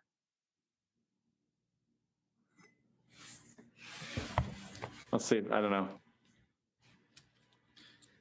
Wow. I will tell you something, Roman. That mirror behind you freaks me out. Oh, it freaked me out the instant I saw it. How about that? Yeah, up behind, right behind your shoulder. That's a mirror, right? Yeah, and then I was just saying there's that piece of art which is almost like a negative sort of image. Yeah, I don't know where this mirror came from. It's not my mirror. It belongs to someone else. I don't know if anybody knows where the fuck it came from, to be honest with you. I think you need to sage that mirror. Oh, I've been saging this whole house like repetitively. Like I almost wondered if you need to like bind it or something, because that freaked me out. That mirror freaked me out. Shit. Well, you saw it too when the light coming on. That's really interesting. Yeah, and my eye went right there, and I literally got a shiver in my upper body when I saw it. Oh, man. That mirror saw something that it needs to be warded. Oh, I don't doubt that by any means at all. I'm going to be 100% honest with you. I mean, this property that I'm on definitely has some sort of lurking about. But for me, I've dealt with spirits also. I'm a pretty sensitive person. I've had lots of ghost experiences when I was a kid, and I generally definitely know when things are around, but like I do have a heavy guard up because, you know, I can get distracted very easily. And I have to keep focused, or else I just go off in la la land and will literally start, you know, chatting with some of these homies. And I'm like, yo, well, I got to work, so I can't do that. But yeah, this property, yeah, is definitely, and I think something else too. I don't know. I'm just, I'm good with those guys. Like, you know, I've never had any scary experiences. I've had a lot of experiences with spirits, and it's never been negative, but it's always been something. And like, they don't, I notice them, but they don't fuck with me. So like, I'm in that middle ground of like, definitely, okay, you know, aware of energies, but luckily, you know, I've been gifted with a shield of sorts that like I've never been penetrated on such a deep level that I've felt traumatized or had a traumatizing experience. So for that, I'm incredibly grateful. I think it's very positive. I don't know. I'm just saying, I looked at that and I went, well, here's the thing. And you know what? The other thing I just got about it, whatever you do, don't gaze into that mirror. Like, don't sit there and stare in that mirror. Don't do that. Just don't. Okay. I mean, if you want, live a dream, but I don't recommend it. I don't recommend it. But it is interesting that yeah, this God, if I could. So it's not the woman, the image that I saw. It's not this person, but you know how what's her name? She's not Farrah Fawcett, but she was one of the original Charlie's Angels. Not the dark-haired one, not Farrah Fawcett, but the other one. Lucy Liu? No. Not that one. From the show. Because it was Jacqueline Smith and Farrah Fawcett, and there was another Suzanne? one. No. Cheryl Teagues? Was it Cheryl Teagues? I can't remember. Anyway, this woman sort of looks like Cheryl Teagues that I'm seeing. I don't know. It was a weird thing. It was just like, interesting. And by the way, you'll get used to this. When I have those things, I wonder if it's my grandma. What? I wonder if it's my grandmother. That's the only woman I could think of that might be popping through in the spirit realm. And it was definitely like, but it was really pleasant. I want to say there was nothing negative about it at all. It was just, okay. It was really pleasant, and she seemed happy in the picture. Cheryl Ladd, thank you. There we go. So yeah, I don't know. If you go find a picture of Cheryl Ladd and have her turn to the left and with her hair here, that's almost exactly what this picture was. And it felt associated with you, Roman. I don't know why. Interesting. Yeah, I have no idea. You will. God. It'll come to you. I promise. All right, sweet. Looking forward to it. Cool. Oh, goodness. This is awesome. As always, I love talking to you guys. This is fun. This is like just fun. Me too. Oh, yeah. And what is? Oh, I see. I was looking at this photo he's showing us here. Oh, I don't see a photo. I don't know why. I only see you and me. Oh, Dan's not there? How about now? Am I here now? Because now I'm talking, so there you are. It should show up on the screen. Yeah. Yeah, except for it's the Cheryl Ladd, not the Farrah Fawcett or the Jacqueline Smith. Oh. Okay. Because I think it looks very much like Cheryl Ladd. Yeah. In my head. Anyway, that was just an impression. I didn't mean to, get everybody off on the thing. But anyway. So what is a final message that you have for people that might be interested in perusing some of these paranormal paradigms? I'll tell you what the big one that I got is that I think that when we have built-in survival instincts that make us react with a fear response to things that are beyond our control or beyond. We tend to do that. It's just a survival. It's an evolutionary survival instinct thing. But what I would encourage people when the people would say, "Oh, I've got this spirit," I go, "Well, why don't you talk to it? Ask it what it needs. Ask it what it wants. Make friends with it." Because the truth is, if they are just a person that's trapped in a thing, wouldn't you, if a real person was trapped in a thing, wouldn't you try to help? Well, depending on who the person was, but help them out of the thing. So my advice is, learn about them, take some time, be open to them, let them communicate what they're trying to communicate, because sometimes that's all they need is for someone to hear them. Very often they just have something, they just need to be validated. And then that's all they need. In fact, sometimes they need to be validated and then said, "You do know you're not here, right? You're not in this plane anymore." And sometimes that's all you have to do, is they just have to see that they're not in the plane.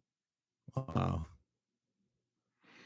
I have to say that except for that one thing, I don't think I've ever had negative experiences with them. It's just that sometimes they're intense, but they're not negative. I don't ever get negative, except for the thing that wasn't a fucking ghost. Rightly so. So, I mean, I know that there was one other incident that I had. I was with some friends, and I don't know what led us to do this. We bought Chinese food and donuts and went on this long drive up to an abandoned Air Force station on the top of a mountain. And we were just up there going, "Hey, we're going to eat some Chinese food and eat some donuts." And we were sitting there, and the sun went down and the full moon started to come up. And the guy that was driving the car, I was in the back seat, and there was a girl in the passenger seat and the driver of the car. And we were just kind of looking out over the, beautiful thing as the full moon came up and went. All of a sudden, at the same moment, he turned and looked at me, and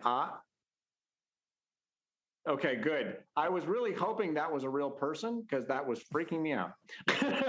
In the background, I saw movement down the dark hallway, and I went, shit. Anyway, but basically, we're sitting there, and he turned and looked at me, and I looked at him, and at the exact moment we went, "We need to leave right now. We need to leave now." Right now. And we were in what are those 280Zs? Remember a good old 280Z? Anyway, we were in that kind of car, and man, he started the car. He spun around, and man, we drove down off of all the weird roads around that mountain so fast. And we both felt like there was something closing over the mountain. And like, I had this strong impression of things coming across the treetops, and we had to be off that mountain before it closed, before whatever was closed. And we got almost all the way. It's probably about, I don't know, 5 miles or 10 miles down from the top of the mountain to the highway. And we were driving down, and like, he was flying. He was averaging 55, 60 miles an hour down this gravel road on the side of a mountain. It was fantastic. But we got down, and a car passed us. Like the side of the mountain was like this, and the road went like this, so it kind of went in and out. And a car suddenly appeared out of nowhere and came by us. And they had the light on inside. The people didn't look at us. They almost ran us off the road. They were all looking straight forward, and the whole inside of the car looked like it was glowing green. And we were like, "What the fuck?" And that made him drive faster. And we got down to the main road, and we started zipping down the highway. This is still out in the country. We're zipping down the highway, and we looked in the rear view mirror. And there was nobody. And all of a sudden there were headlights behind us, and it was that car. And the car came up behind us, and it flew past us. And as they drove past us, they all turned and looked at us and went, and then went boom. And we watched their taillights, and the taillights went down a hump, up a hump, and then we're gone. What the fuck? And we got back, like, we flew back to town. We got in my house, in the gate, closed the door, and said, we're not going outside ever again. But it felt like literally whatever it was followed us all the way back. And I'm like, I don't know what was going on with those people that were like, it was like they were, I don't know, ghosts, possessed. We fucking, who knows? But my point is, that's one of the few times where I've had something where I was legitimately panicking. I was like, I don't know what the hell's going on, but I feel really unprotected, and we need to get someplace that is a safe place very soon. And by the way, that mountain's about 40 miles from town. So it was a interesting and brisk ride home. Anyway, I'll leave you with that. Ooh, It gave me ghost shivers, cars, too. haunted ghost green light cars. Yeah, man, that is nuts. Haunted ghost cars. Yeah. Haunted time. dolls. Haunted industrial building. So is that pretty good Halloween fare for you? Yes. It's very, very Yes. good. Very good. Yeah. Psychomanthiums. Evil spirits. Oh yeah. Yeah. I think Good that hits, checks all the boxes. I just needed a cryptid in there somewhere, and then we would have been good. Yeah, because there was a little bit of extraterrestrial in there, but more as a contextual reference than anything. Yeah. Yeah, for sure. No, this is fun. And by the way, just I want a little note. I did talk to my friend Crit, who's the one who worked on Beetlejuice and all that. Yeah. And he is interested in coming on and being on a show where we talk about the moon. Yes. Yes. Let's do it. And by the way, just a sub note of why he's qualified. He started working in Hollywood because he was recruited by Doug Trumbull. Do you know who Doug Trumbull is? Does he have a Kubrick connection? Doug Trumbull did the effects for 2001. Oh my God, there is a Kubrick connection. Oi, oi, oi. Wow. Yeah, definitely down to chat. That sounds amazing. We just have to figure out timing. Funny enough, I was looking up the name of Beetlejuice, right? Because I really did enjoy that movie. It's like Tim Burton's one of the absolute best, in my opinion. And it turns out that Beetlejuice itself is a form of a star. It's like a star in Beetle guys. Yeah, I did not know that. What? It's the shoulder of Orion. It's the shoulder of Orion. Yeah. Wow. I did not know that until I did. Well, Dan, you're a very smart man. I'm not surprised you knew that. Oh, shut up. But, just like another Hollywood shout out to the stars, I thought that was kind of interesting. I was proposing to, I had this idea the other day. I said, if we took all of the conspiracy theory stuff about the moon landing, like the stuff, not the things that are repeated a lot, that, there's a narrative about what actually happened that's based on what some people believe actually happened. If we made a movie that was based on the conspiracy, yeah, that would be fascinating. There are two movies. One's called Moonwalker. So good. Moonwalker, and the other one is called Capricorn 1. Those are the only two movies that I know of that actually address it. Oh, except for